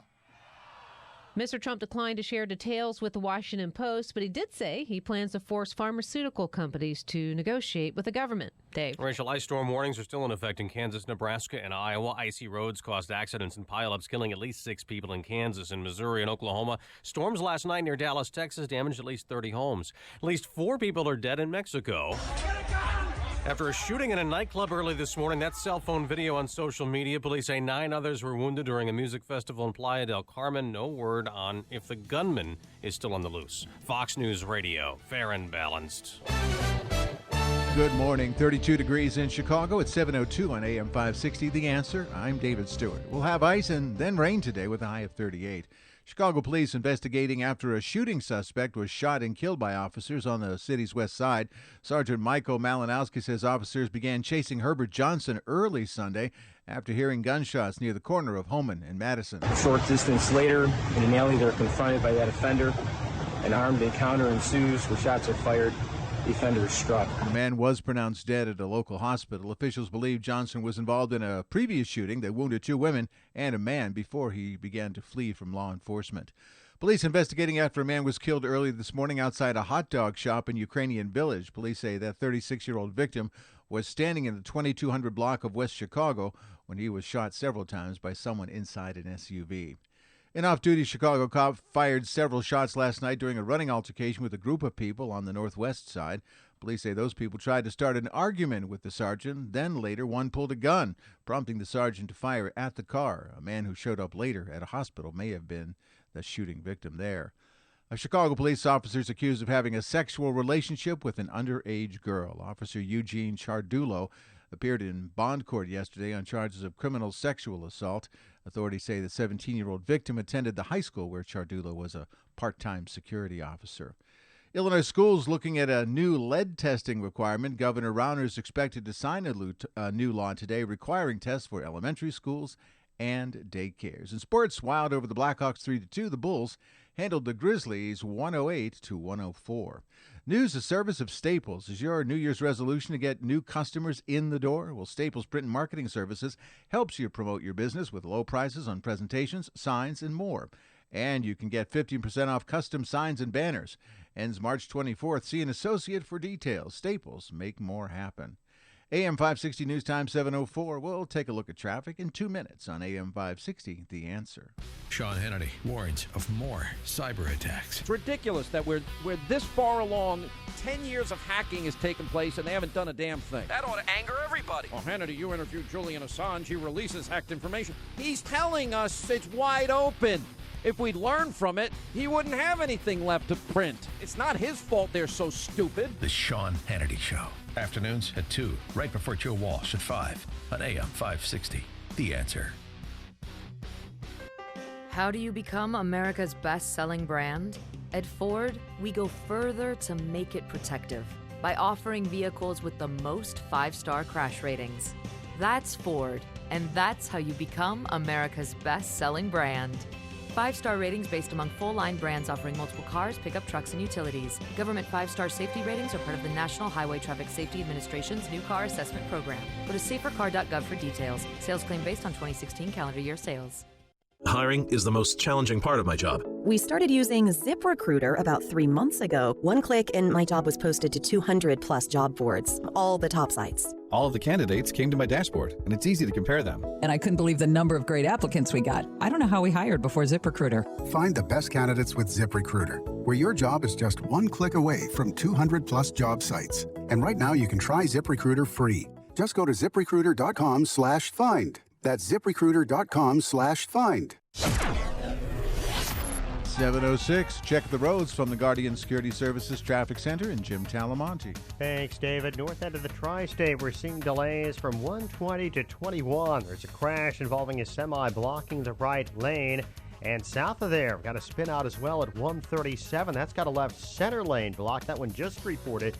So it may be a little icy in that stretch of the tri-state. Southbound, it is slow in that area from 120 to 137.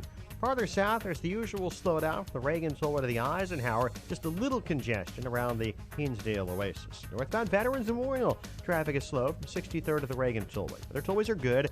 Eden's delay-free now. The Kennedy inbound looks great. 20 minutes, 95th from O'Hare to downtown. Outbound, 23 minutes. The Eisenhower, 31 minutes. Thorndale to the Loop, outbound 30. Stevenson, 37 minutes. 3:55 to Lakeshore Drive, outbound 35. Only slight delays. And the Ryan, just a little congestion entering downtown. Traffic answers when you need them most. I'm Jim Talamonte on AM 560. The Answer. More of Chicago's Morning Answer next, but now the forecast. A service of aircomfort.com, providing the right climate for business since 1935. Here's meteorologist Kevin Snyder. Winter weather advisory in effect until noon. Watch for ice early in the day. Otherwise, a little rain, high 38. Occasional rain and drizzle for the evening, followed by a couple of late-night soaking showers, low 35. Little morning rain early tomorrow, otherwise mostly cloudy, high 42. I'm Kevin Snyder on AM 560, The Answer. 32 Lakefront, now 34 Midway, 32 with freezing rain at O'Hare. Next news, 7:30. Get continuous coverage of the latest news, traffic, and weather at 560theanswer.com. Chicago's Morning Answer continues now on AM 560, The Answer. This hourly segment is brought to you by the IRS Radio Hour with attorney Stephen Leahy every Sunday afternoon at 5 on AM 560, The Answer. Good morning. Welcome to your Monday morning briefing. Here's what you need to know to start your day. The Department of Justice has concluded that there is reasonable cause to believe that the Chicago Police Department engages in a pattern or practice of use of excessive force. Some of the findings in the report are difficult to read, but it highlights the work we have yet to complete to restore the trust between the department and the communities we serve. I don't see this president-elect as a legitimate president. And to hear John Lewis, a man that I served with, that I respect, to question the legitimacy of the election and to say that Donald Trump will not be a legitimate president was deeply disappointing to me. This is Chicago's Morning Answer with Dan Proft and Amy Jacobson on AM 560, The Answer.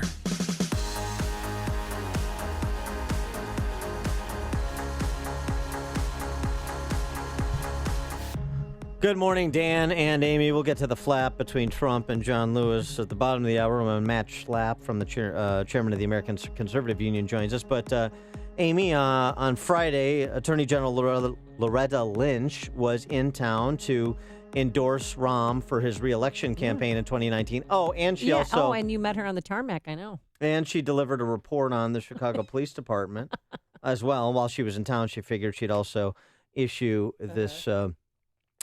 Jeremiah against the Chicago Police Department. Not Tiny Dancer, though. He's absolved of responsibility on this.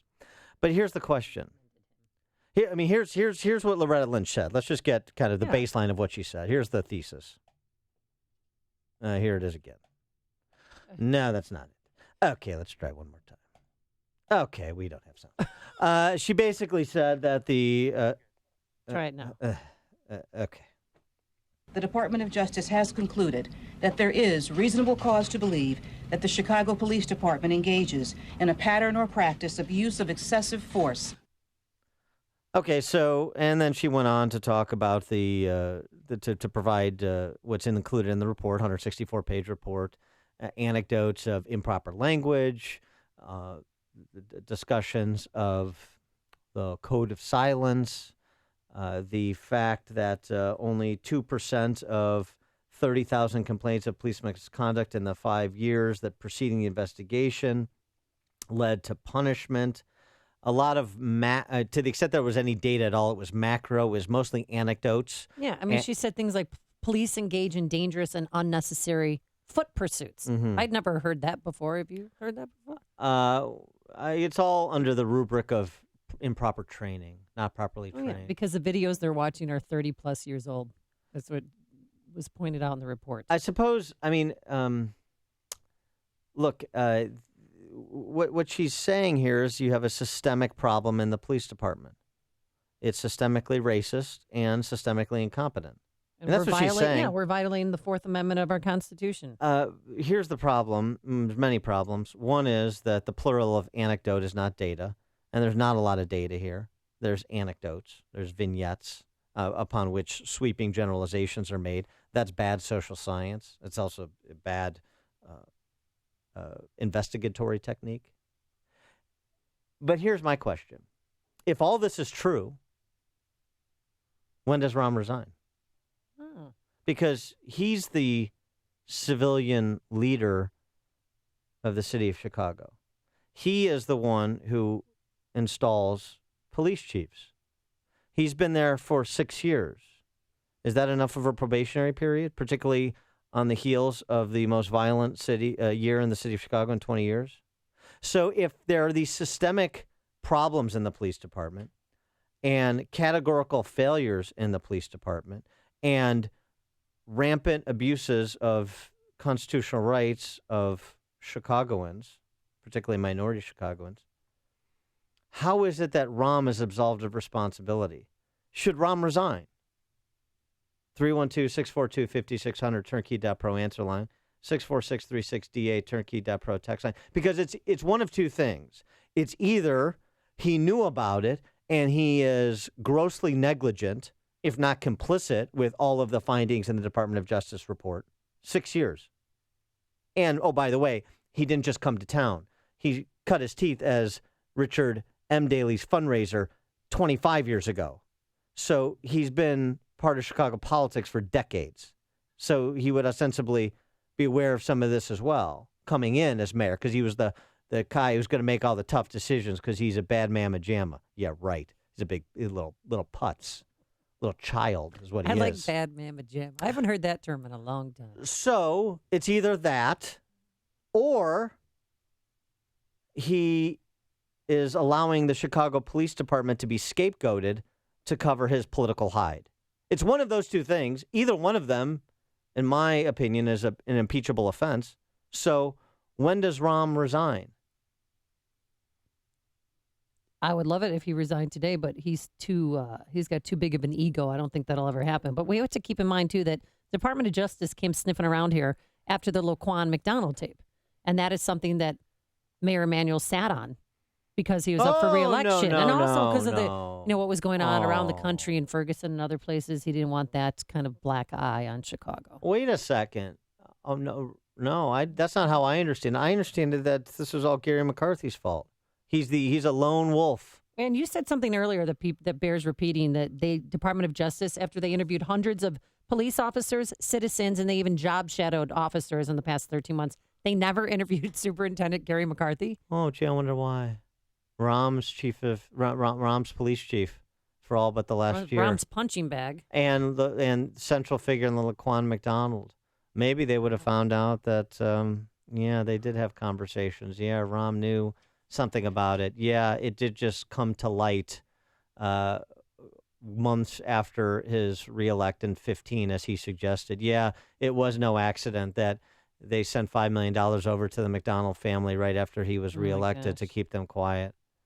Now, maybe they would have found that out because you want to talk about the code of silence, and we can talk about that. I'm not excusing bad police conduct, and of course it happens in a 12,000-person police department. There was a story today about a Chicago police officer who's been indicted on sexual assault. They're going to be bad actors in the police department like they're bad actors in any large organization. I'm not excusing bad actions or bad actors or uneven discipline for similar bad actions, depending on the officer, depending on the political clout. I don't like any of that. And the good cops don't like it either. But for Loretta Lynch to come in here, oh my gosh, clout influences promotions. Oh, political clout in Chicago. No, tell me something I don't know. The Captain Renault routine. Oh, gambling in the casino. No, drinking at bars. Come on, it's too much. Code of silence. What about the code of silence that protects the dictator de jure of the city of Chicago? Well, after basically calling our police officers racist and that they violate everyone's civil rights and unnecessary force is used, within 4 minutes, she praised Mayor Emanuel. To Chicago's credit, the city has not been standing still since we announced our investigation at the end of 2015. Under the leadership of Mayor Emanuel and Superintendent Johnson, Chicago Police Department has taken a number of encouraging steps to improve oversight and to encourage community-oriented policing. Yeah. Eddie Johnson. Just more empty rhetoric. There's no examples of anything. Why even come to visit? Eddie Johnson's a nice guy, but it seems to me he's parroting the mayor's talking points. Because he wants to keep his job. Right. And so what about the political cover-ups? What about people who wanted to keep their jobs and their pensions so they didn't go against the mayor with his lying to Chicago and to the world about what he knew about the Laquan McDonald case when he actually saw that video? What about going back to the previous mayor and the cops who didn't want to lose their jobs, face the political fallout if they moved on Richard Veneco, rather than helping to kind of cover up what happened there, taking an independent prosecutor, Dan Webb, a decade later to get any justice for 60 days in county jail. Well, I mean, it's like a modicum of justice in the Veneco case for that kid that he killed. What about that? What about the code of silence going in that direction? That's not mentioned by Loretta Lynch because that involves the political class, and she's a political hack just like they are. So everybody Did they bring up John Burge. Everybody gets sacrificed. Everybody gets sacrificed to protect the political potentates in Chicago, which is why you have the city you have. So wake up, Chicago! If you're so concerned about rights being violated, if you're so concerned about all of these matters that are referenced generically, or in general terms, I should say, in the DOJ report, then who are you going to hold accountable? Is it rank and file police officers? Is that the epicenter of the problem, or is it the political class? Is it the mayors that you keep voting for over and over and over again? I mean, Tiny Dancer, Tiny Daly, and Richard M. Daley, his father, 49 of the last 62 years. 49 in the last 62 years. So what's happened? And by the way, it was worth noting that I suspect this report, particularly from our conversation with Dean Angelo, FOP president, on Friday, this report is going to have the effect of encouraging police to stand down even more often. Oh, yeah. And so what happens then when police stand down? The residents who need police the most see their police protection worsen. What an accomplishment. How productive is this? And it's all not to improve the police department, not to protect people whose rights have been violated and shouldn't have been, and there have been instances of that for certain. It's for Rahm's reelection. So now the people in this city who need police protection the most are going to have their safety further compromised, further eroded, because Rahm needs a predicate on the issue of public safety for his reelection campaign. What's that predicate? What was the watchword from the press conferences and the statements on Friday? Training. Our work's not done here. No. We're making progress, but you need to reelect me because we've got this training regimen And we're improving the Chicago Police Department per the Department of Justice and consultation with Lori Lightfoot. We're embarking on new training and we're investing in police officers. And per Eddie Johnson, we're going to find some building to do more training exercises. And this is my vision for 21st century Chicago Police Department. That's what you're going to hear from Tiny Dancer during his reelect speech. And you'll hear it from whatever other deck chairs on the Titanic run for mayor. So the Department of Justice and the mayor are working on an agreement to have an independently monitored, court-ordered consent decree. Yawn. Yeah. They're working on an agreement to get Rahm reelected. That's what this all is. Jimmy and the Edens, you're on Chicago's Morning Answer. Yeah, hey, how you doing? Good. So Eddie Johnson, he's going to be the next fall guy. It's a shame, but he's turned into a political hack himself. He's not standing up for himself. But prior to this report, what's amazing to me, and the Rahm administration knew it was coming down, I think it's pretty light, is the city of Chicago's answer to this is to reduce the standards for police officers to get in and become police officers in the name of diversity and quotas. So that's the real news here. So the city of Chicago, based on this report, if you take even a quarter of it at face value, which it probably is, but these guys are out there in the jungles being shot at, no respect.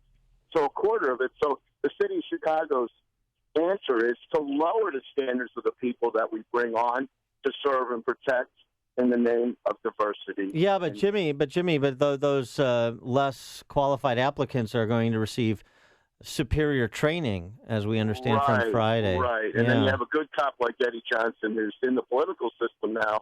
He's not a cop anymore. Let's face it.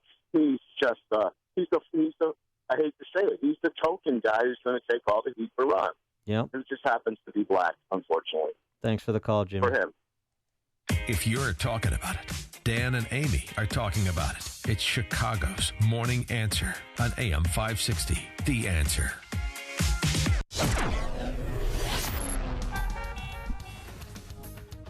Coming up, speaking of black, the problem of whiteness. But first, here's your forecast. Freezing rain around here until 9 a.m. It's really bad in the western suburbs, so please be careful. Lucky that it's MLK Junior Day because a lot of people are home today, including all the kiddies. High today of 39 degrees, and then tomorrow some light rain again, a high of 43 degrees. Let's go to the traffic center. A lot of spin-outs on the roadways. Here's Jim Telemonte. Amy, and also in the northern suburbs, got a crash northwest, southbound 59 in Fox Lake at 12. There's a crash. There have been several in that area. Libertyville's have a couple this morning, one on River Road north of 137, and on the Tri-State at 137. There's a crash on the northbound side. 2 left lanes are blocked. Otherwise, tollway traffic's pretty light. A little heavy on the northbound Veterans Memorial from Maple to the Reagan Tollway. The Edens is delay-free at the moment. The Kennedy looking good inbound, just 21 minutes O'Hare to downtown. Outbound 24. The Eisenhower, it's 30 minutes Thorndale to the post office. Outbound 32. Stevenson, 37 minutes, 355 to Lakeshore Drive. Outbound 5 to 34. On the Rhine right now, 15 minutes either way between 95th and downtown. I'm Jim Talamonte in the AM 560 Traffic Center. On AM 560 The Answer, we talk about the important issues that affect your world. Things like the economy, education, and foreign policy. There's always so much going on in the news that we don't always have the time to focus in and talk about the big ideas behind the important issues. Enter Upstream Ideas online at upstream-ideas.com. Upstream Ideas, in partnership with the Illinois Policy Institute, provides the kind of information that informs the policy discussions happening here on AM 560. At Upstream Ideas, you'll broaden the debate, move beyond partisan assumptions, and challenge accepted beliefs. Upstream Ideas goes against the current and thinks upstream. Go online now at upstream-ideas.com. That's upstream-ideas.com. You'll be armed with new information and fresh perspectives to help encourage you to make the state of Illinois and the United States of America a bit freer, a bit more just, and a bit more civilized. Upstream-ideas.com. Hi, this is Shalom Klein of Get Down to Business, the show for small business, jobs, and entrepreneurship, powered by Tandem HR. 401k plans have become a widely accepted retirement savings vehicle. An estimated 53 million U.S. workers participate in 401k plans today.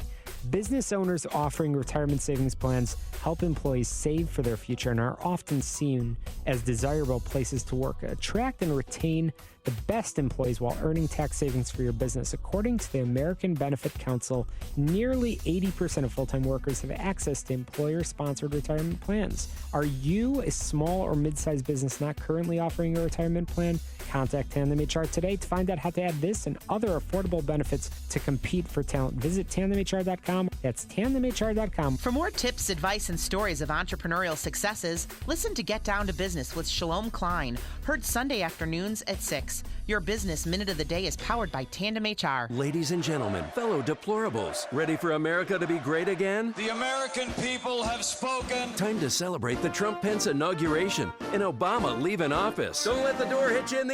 It's time to take our country back. Don't miss the Chicagoland inauguration Deplore-a-Ball. Friday, January 20th at Diplomat West Banquets, 681 West North Avenue in Elmhurst. A great time brought to you by the DuPage Deplorables, a grassroots effort for event planning and discussion for Trump supporters. They hope to raise enough funds to support their populist cause by donating a portion of the proceeds to local township Republicans and other local conservative and Tea Party grassroots organizations. Don't you dare miss the Deplore-a-Ball. Visit their Facebook group page, search for DuPage Deplorables on Facebook, or call 630-359-8200. That's 630-359-8200. The Chicagoland inauguration Deplore-a-Ball. Friday, January 20th at Diplomat West Banquets in Elmhurst. Be there. We are going to make our country great again.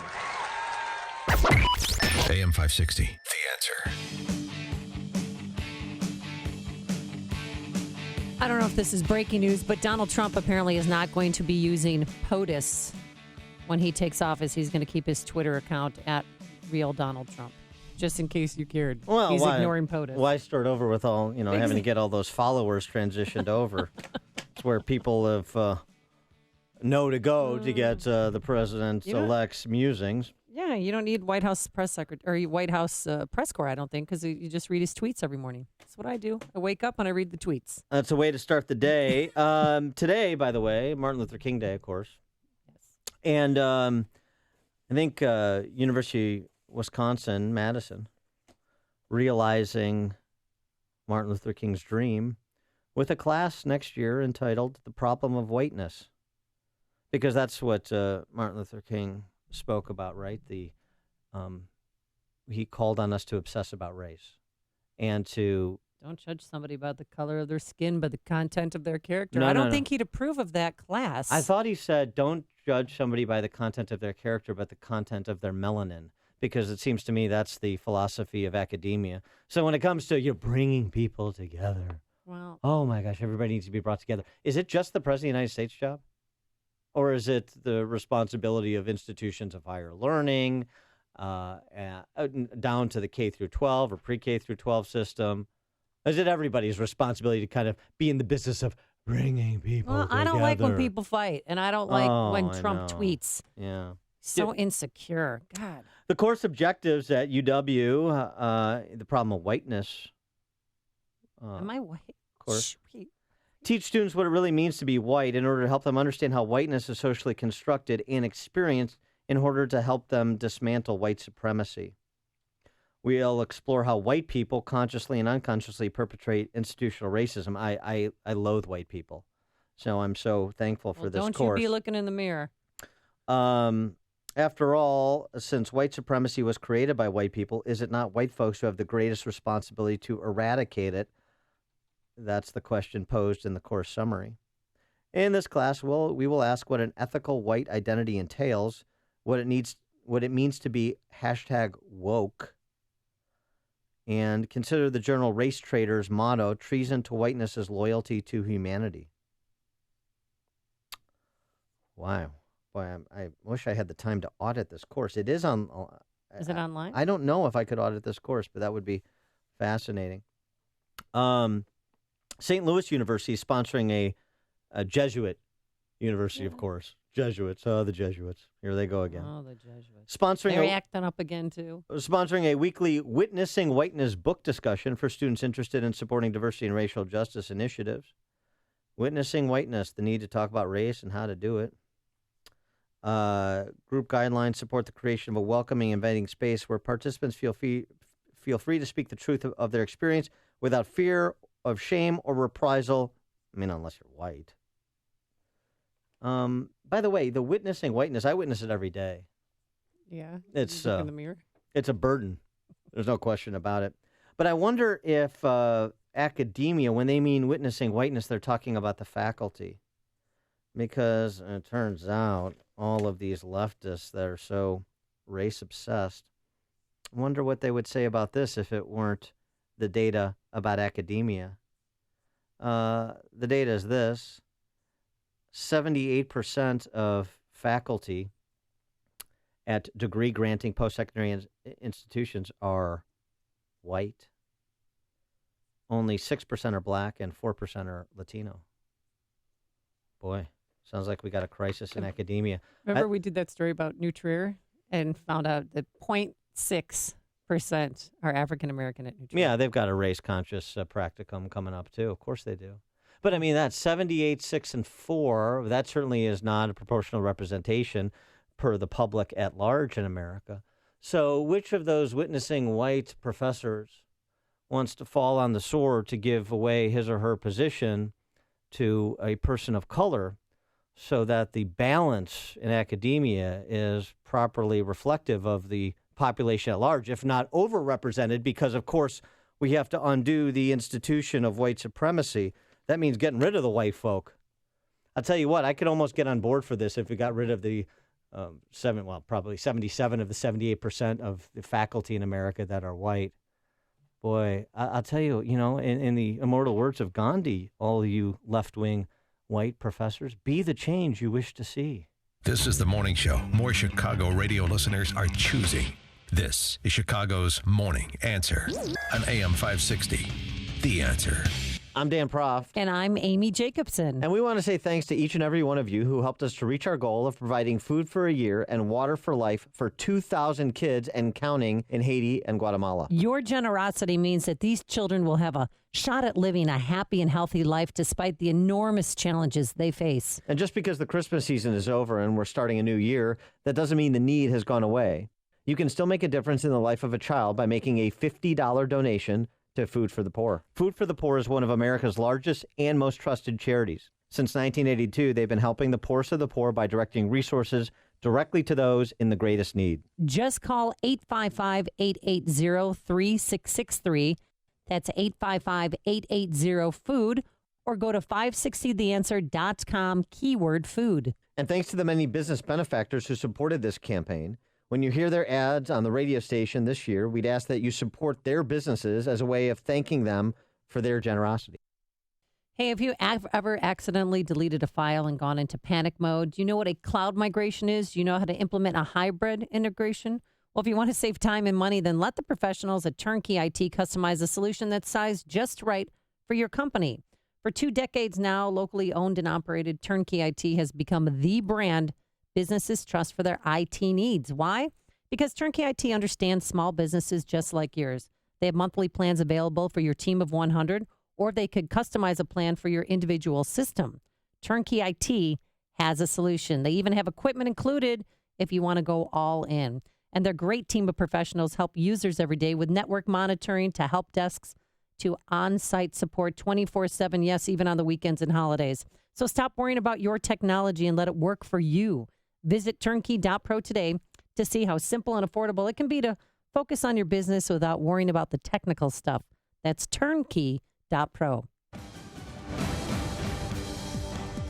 Good morning. 32 degrees in Chicago at 7:33 on AM 560. The Answer. I'm David Stewart. President Obama says Donald Trump will need the support of the intelligence community once he is in office. You're not going to be able to make good decisions without building some relationship of trust between yourself and that community. Obama told 60 Minutes he hasn't seen the president-elect try to start building that relationship yet, but he added Trump has yet to be sworn in.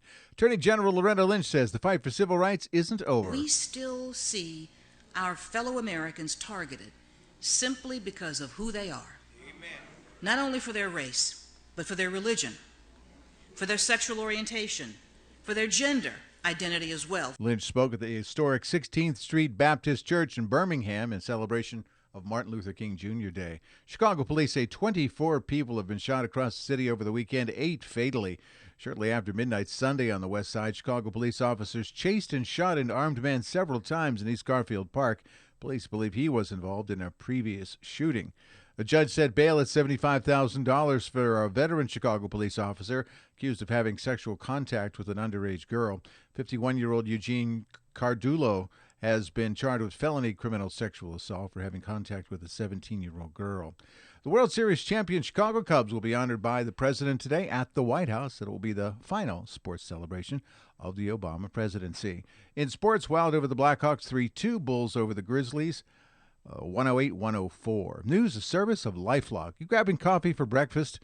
If you swipe your card, you leave a trail of digital information thieves can use to steal your identity. Ever hear of LifeLock?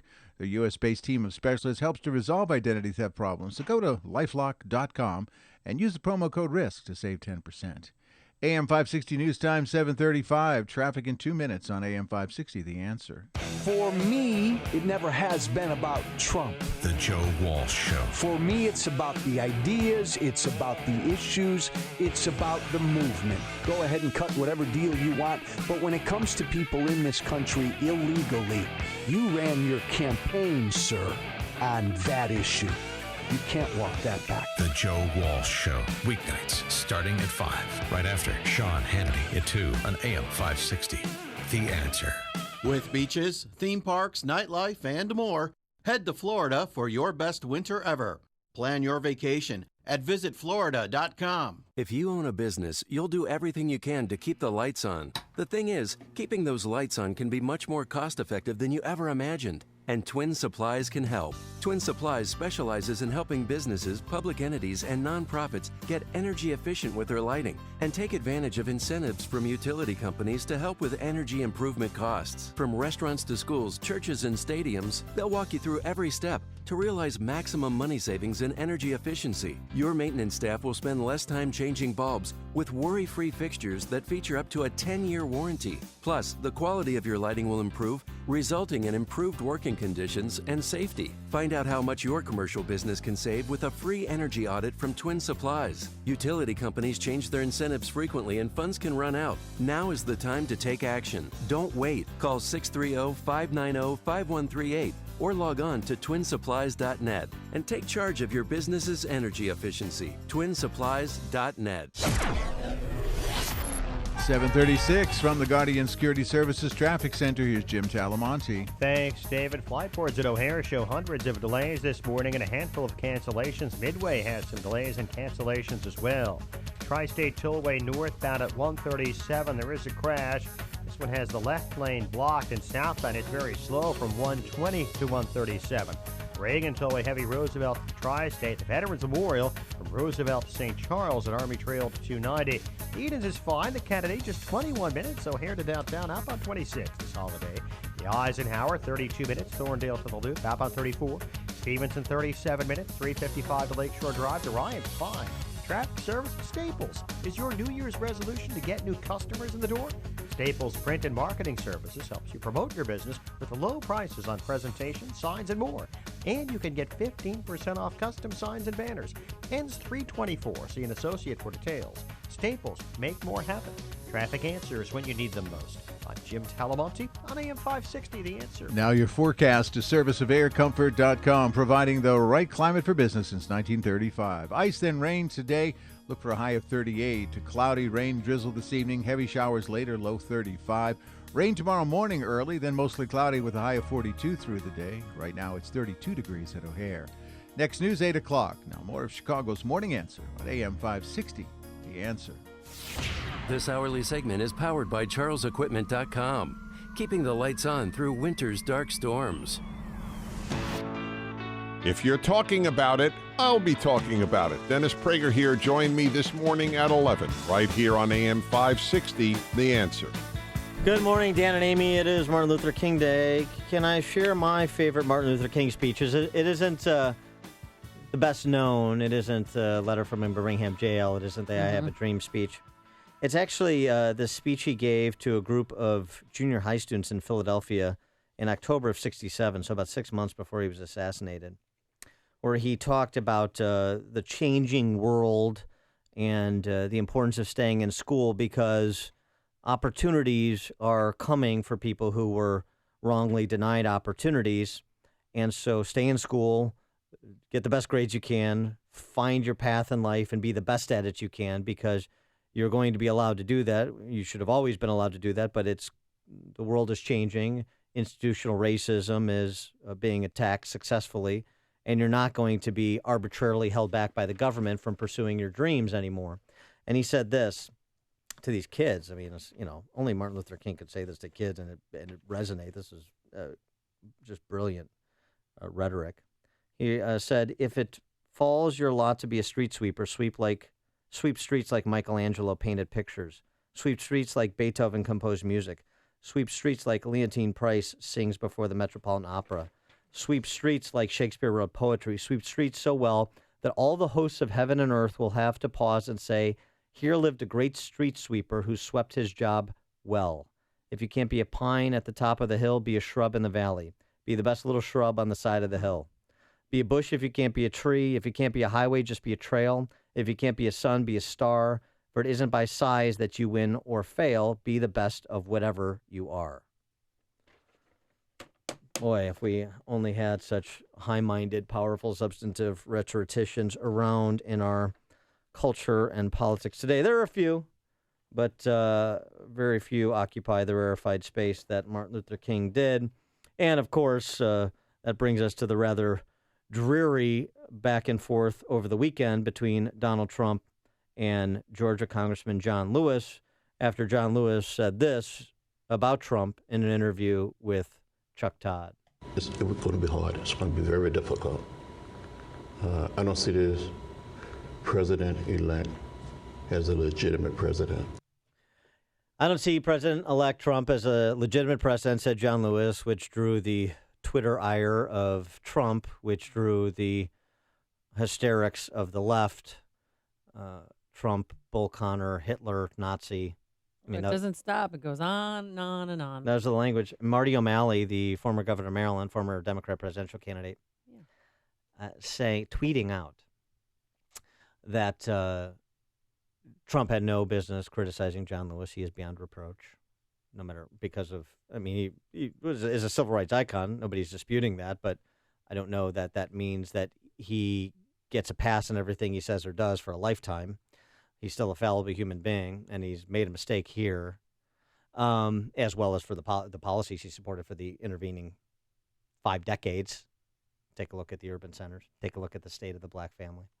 But O'Malley not only called Trump a Nazi and his supporters Nazis, he said, just as Bonhoeffer resisted the Nazis, just as MLK resisted the KKK, so we shall resist Trump.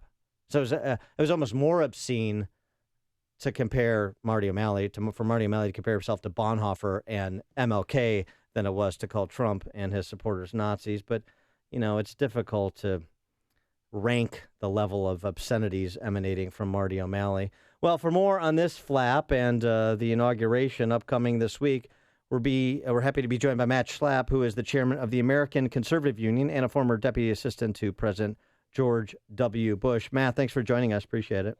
Hey, great to be with you again. Good to be with you. Good to have you with us, I should say. And your reaction to this, I guess, unfortunately timed back and forth between John Lewis and Trump. I hate it. I think it's unfortunate. John Lewis is a hero. He's a civil rights icon. But he also, it was not his best moment when he said Donald Trump is not a legitimate president. I mean, this just is partisan. It's ugly.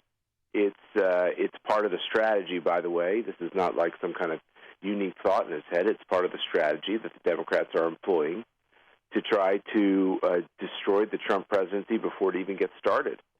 And I don't see with all that's facing the country, I have absolutely no problem with people being partisan. I have no problem with people having sharp differences. I have a lot of sharp differences with people. It's part of what makes America great. But what also makes America great is just basic respect and decency. But now it's like a tit for tat. Now John Lewis and other members of Congress, I think there's 19 of them now, are going to boycott the inauguration. Now Donald Trump canceled on Martin Luther King Jr. Day. He canceled his visit to the African American Smithsonian Museum. So don't you think they should just kiss and make up?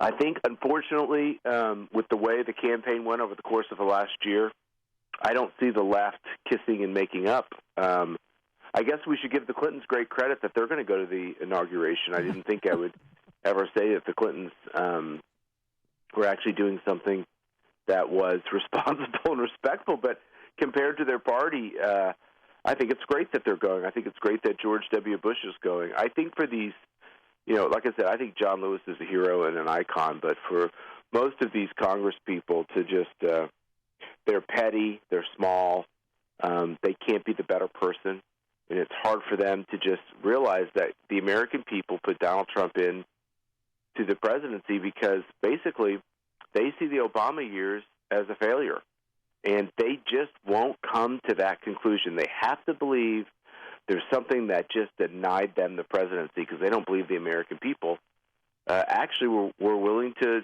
take the bet on the new guy. Wall Street Journal op-ed over the weekend, who's afraid of Betsy DeVos? Democrats searching for a cabinet nominee to defeat, and progressive enemy number one is Betsy DeVos, Trump's nominee for education secretary. The nominees, some of which were controversial, like Rex Tillerson, held up pretty well last week. Do you see, is that your handle, that Betsy DeVos is really who they're targeting to try and kind of undermine and perhaps block her confirmation? Yeah, I mean, she's a threat in every kind of way, right? Which, number one, anybody who knows Betsy DeVos knows that she's very smart. She's very thoughtful. She's very sharp. She's very politically experienced.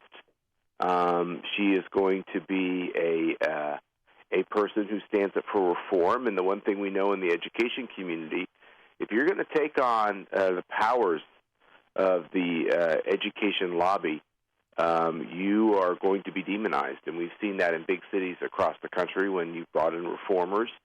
And Betsy DeVos is up to the challenge.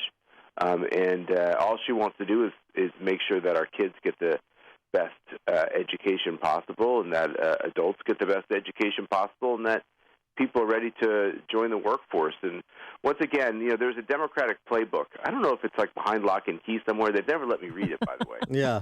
But you just see it in practice. Playbook. Yeah, right. And whenever they have a woman or a minority or somebody that breaks into their theme that the Republican Party is nothing but a woman-hating racist entity, they are very threatened by that, and they take those people on. So we shouldn't be surprised, right? Well, yeah. Right, and also, I mean, but the one problem she has, Betsy DeVos, is that she's a billionaire, and you know how Democrats hate female billionaires unless they're named Penny Pritzker.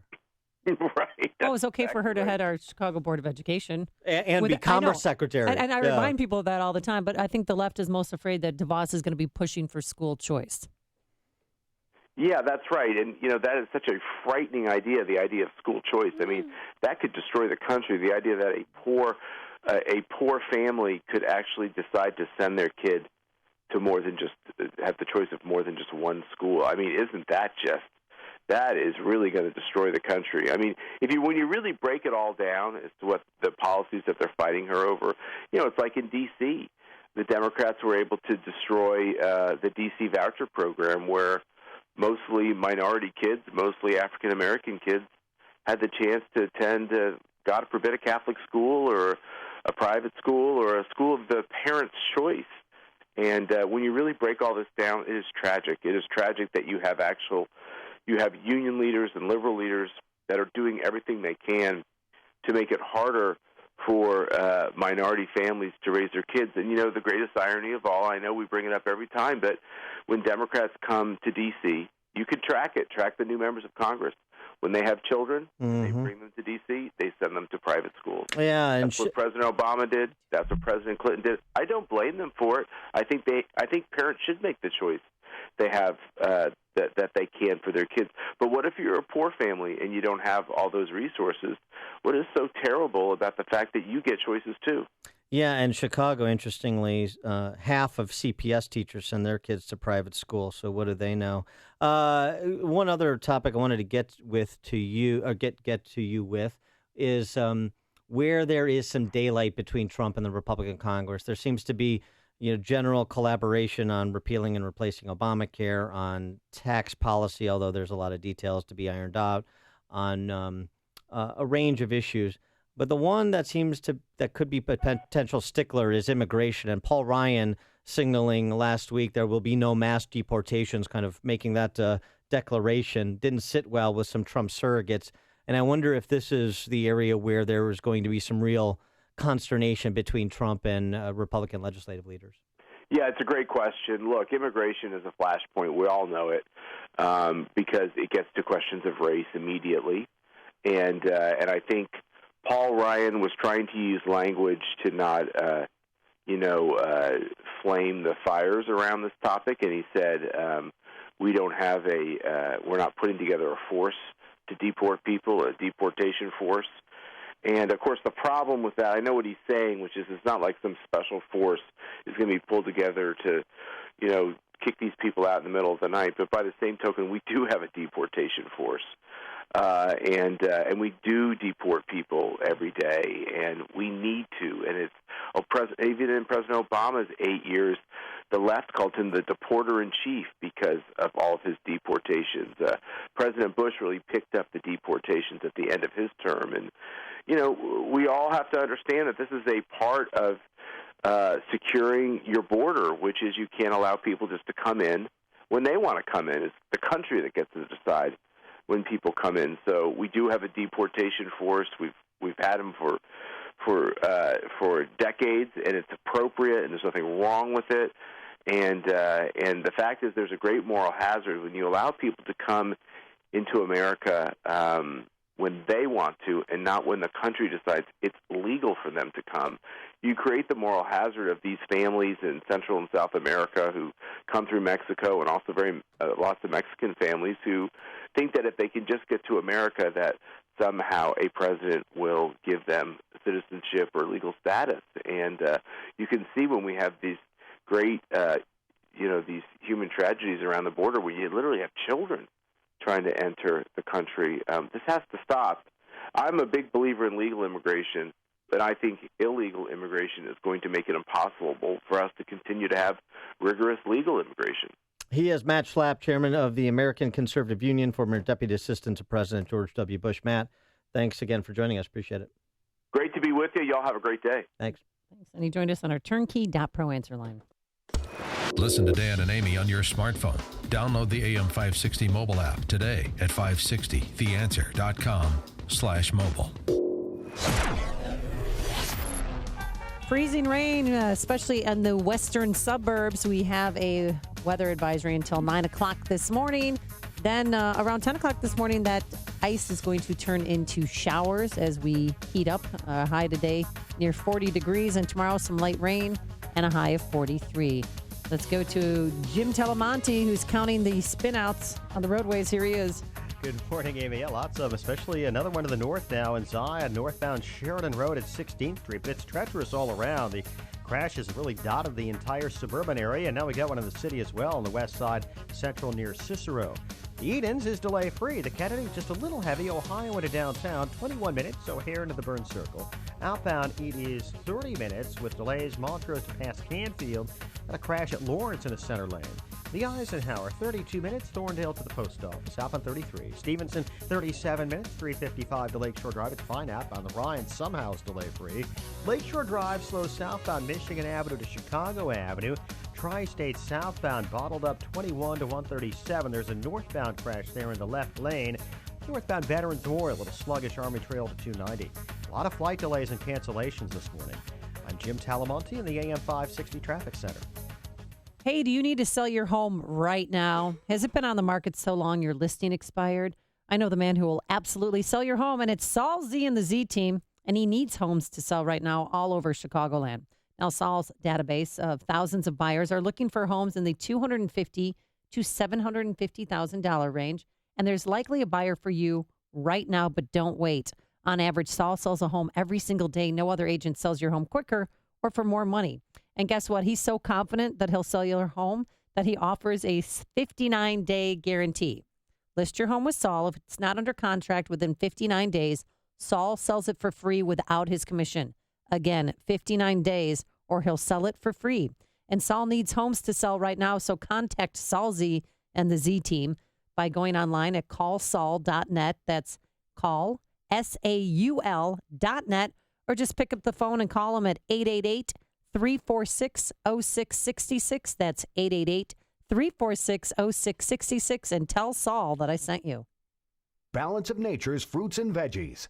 I'm telling you right now, it's awesome. I was trying to get my blood pressure regulated, okay? And like after 3 days of taking this thing, my blood pressure went back down to normal. I am ecstatic. I am so happy with this stuff. It is my savior. This was the first summer that I have not had to have a steroid shot to help me to breathe. The reason why I'm taking it because I've got Hep C. Once I began taking your stuff, it took a few months, but believe it or not, my liver enzymes are way down and it's normal now. It works. The new challenge will allow you to receive 2 months of Balance of Nature's fruits and veggies free. And we'll even ship them to you free. Call now for details. Call 1-800-246-8751 or go online to balanceofnature.com. Use promo code Chicago. It's the most effective product that I've ever bought in my life, but I should have ordered it like 15 years ago. No, I don't want to get up. I gotta give the annual report at the meeting today. It's probably gonna be the same old soggy lunch, too. Sweetie, didn't you say they were having tasty catering at the meeting today? Oh yeah, I'm up. Yeah, thought so. Created by their chefs, perfected in their kitchens, Tasty Catering's new corporate menu has meeting goers, power brunchers, and conference attendees thinking twice about showing up late and leaving early. Tasty Catering's executive continental breakfast, wraps, sandwiches, and brand new entree selections are powering your workplace for more than productivity. Taste and experience the difference. Call Tasty Catering today to find out how easy it is to start planning your next corporate meeting or event. Let them help you create the perfect menu. Deliver everything you need, tables, plates, utensils, and more, then come back when you're finished to clean it all up. Tasty Catering, the team to call for your corporate catering. Visit tastycatering.com to see for yourself. Discover the online menu today at tastycatering.com. Hey, Sean Hannity here with some exciting automotive news. Nissan dealers in the Midwest are set for a record-breaking year in 2017. Now, demand is going to be way up, but room must be made at local dealerships, just like Woodfield Nissan in Hoffman Estates. And the good news for you is this is your chance to save big on all the remaining 2016 Nissans. Woodfield Nissan has a huge selection of 2016 Nissan Altimas, Sentras, and Rogues now available at clearance pricing. Get Woodfield Nissan's lowest price on a Nissan Sentra, clearance price for only $12,995.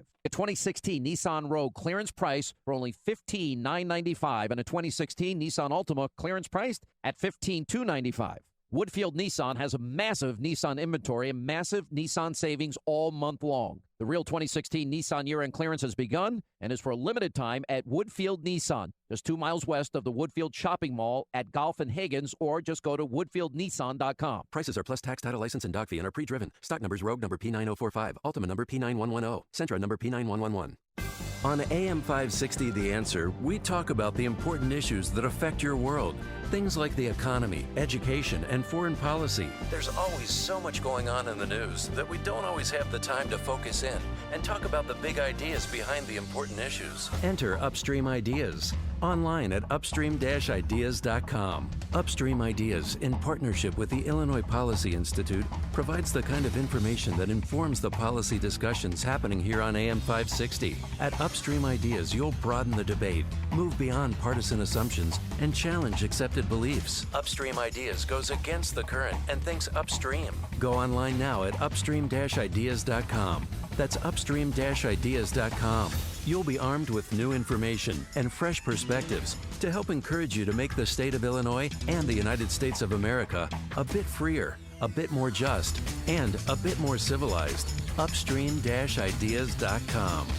Hey, Pete, 20 more pallets backing up right now. Come over here with the forklift. Don't bring them in here, man. We've got no place to put them, and we're officially out of room, buddy. JRC Warehousing. Well, we're getting 20 pallets dumped right here, whether we like it or not. Well, unless they get stored in your living room, I don't know what to tell you. JRC Warehousing. It says right here in our inventory system that we have room for 50. And you're going to trust a control system that's older than my great-grandparents? JRC Warehousing. We can't be the only place that's run a storage room before, man. Think.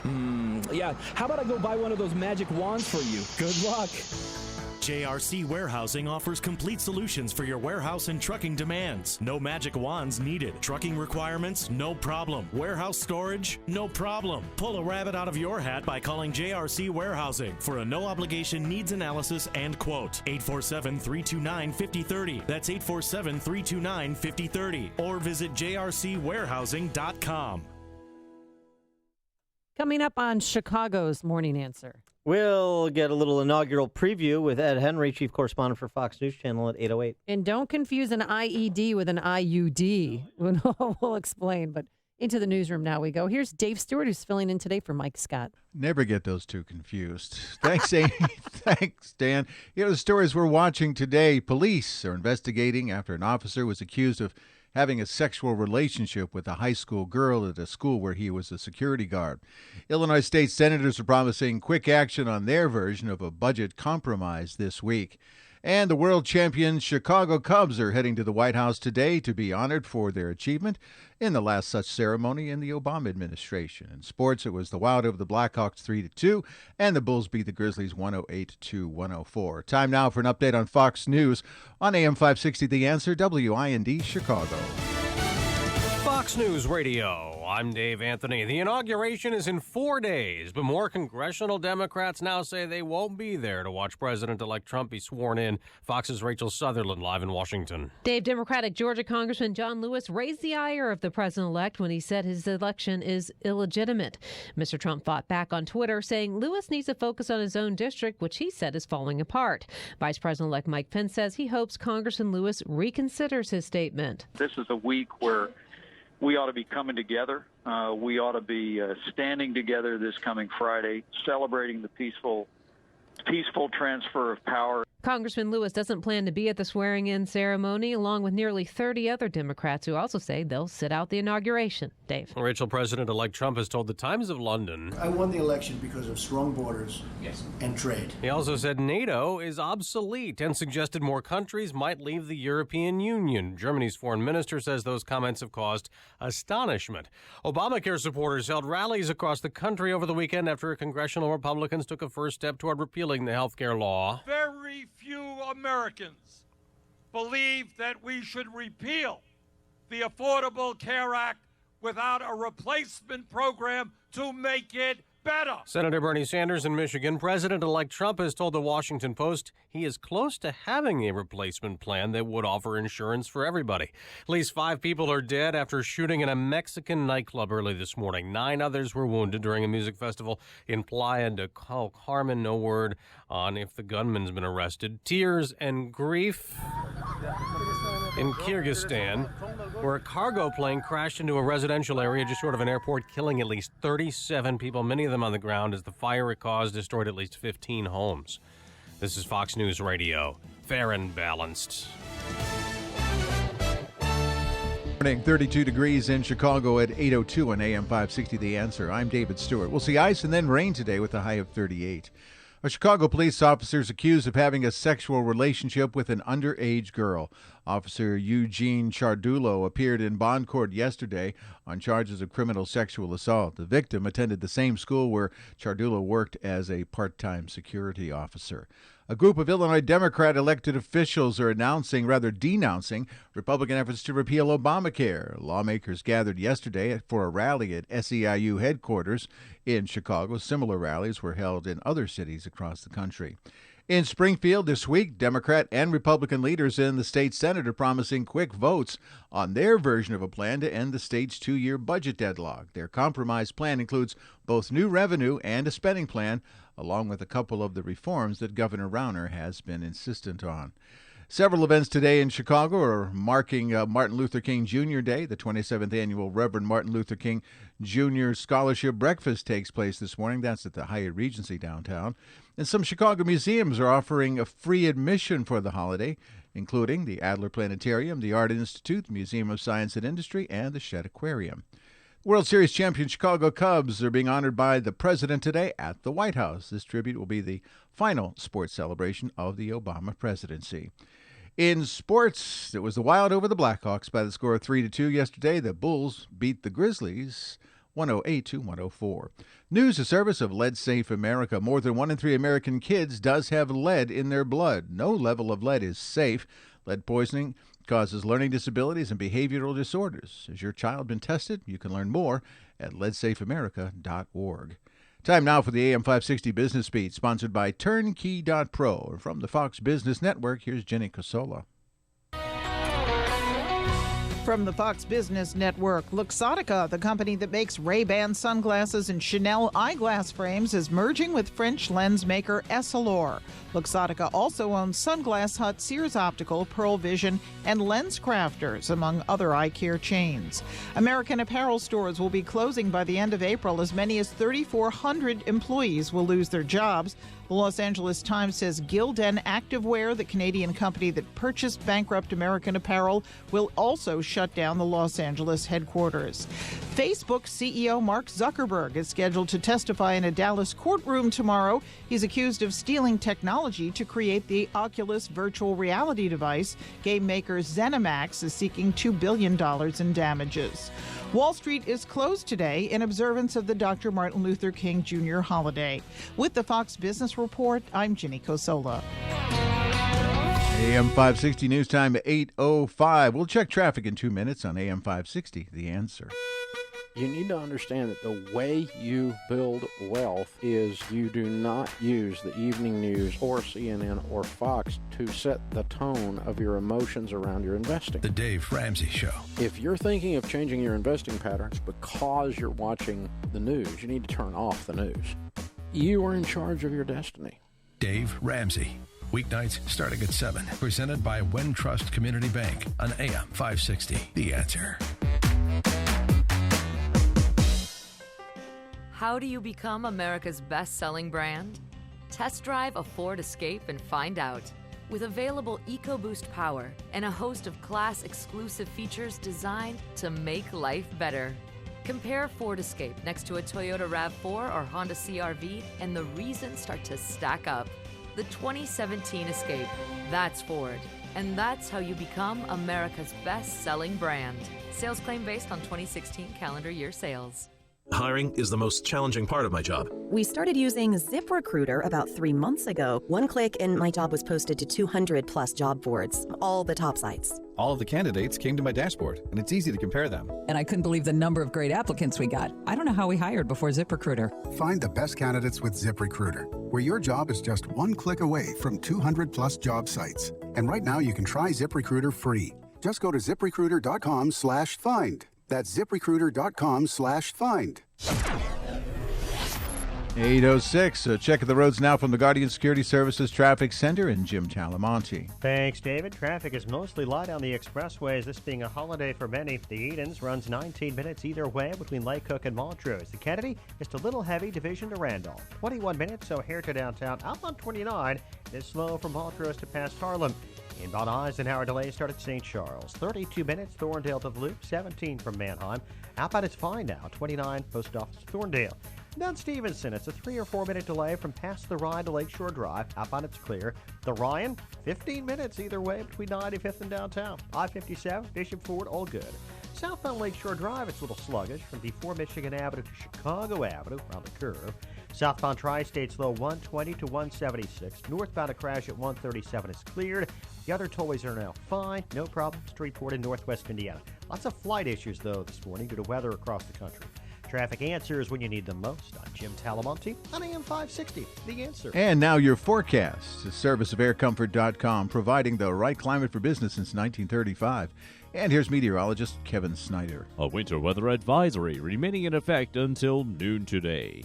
Cloudy with a little rain. Watch for ice early in the day. Roads and sidewalks will be slippery for the morning. We'll have a high today of 38. I'm Kevin Snyder on AM 560, The Answer. Lakefront 32 degrees, 33 at Midway, and 32 at O'Hare. Next news, 8:30. Get continuous coverage of the latest news, traffic, and weather at 560theanswer.com. Chicago's Morning Answer continues now on AM 560, The Answer.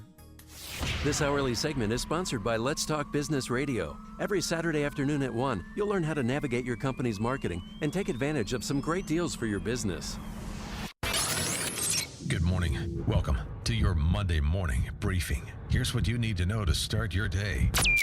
The Department of Justice has concluded that there is reasonable cause to believe that the Chicago Police Department engages in a pattern or practice of use of excessive force. Some of the findings in the report are difficult to read, but it highlights the work we have yet to complete to restore the trust between the department and the communities we serve.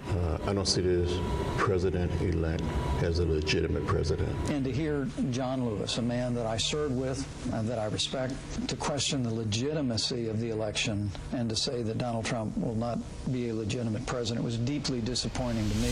This is Chicago's Morning Answer with Dan Proft and Amy Jacobson on AM 560. The Answer.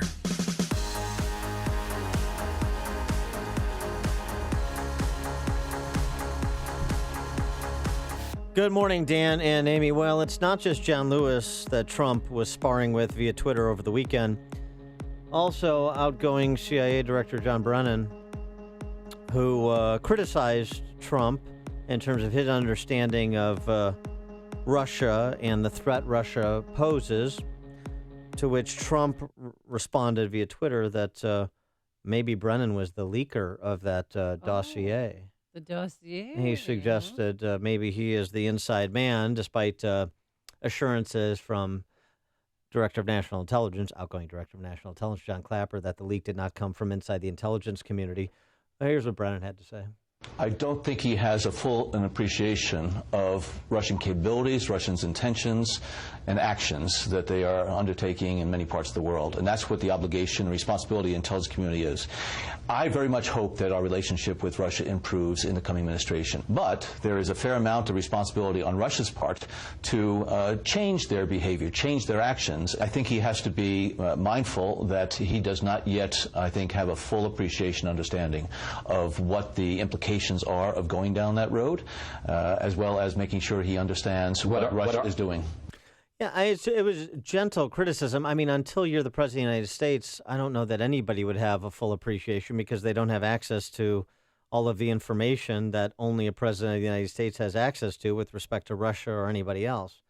So, you know, I mean, now that said, it is the kind of couched criticism that comes from spooks like Brennan that really mean more than indicated at face value. So it's more of a criticism. Would he have said the same thing about Hillary Clinton? She doesn't have a full appreciation.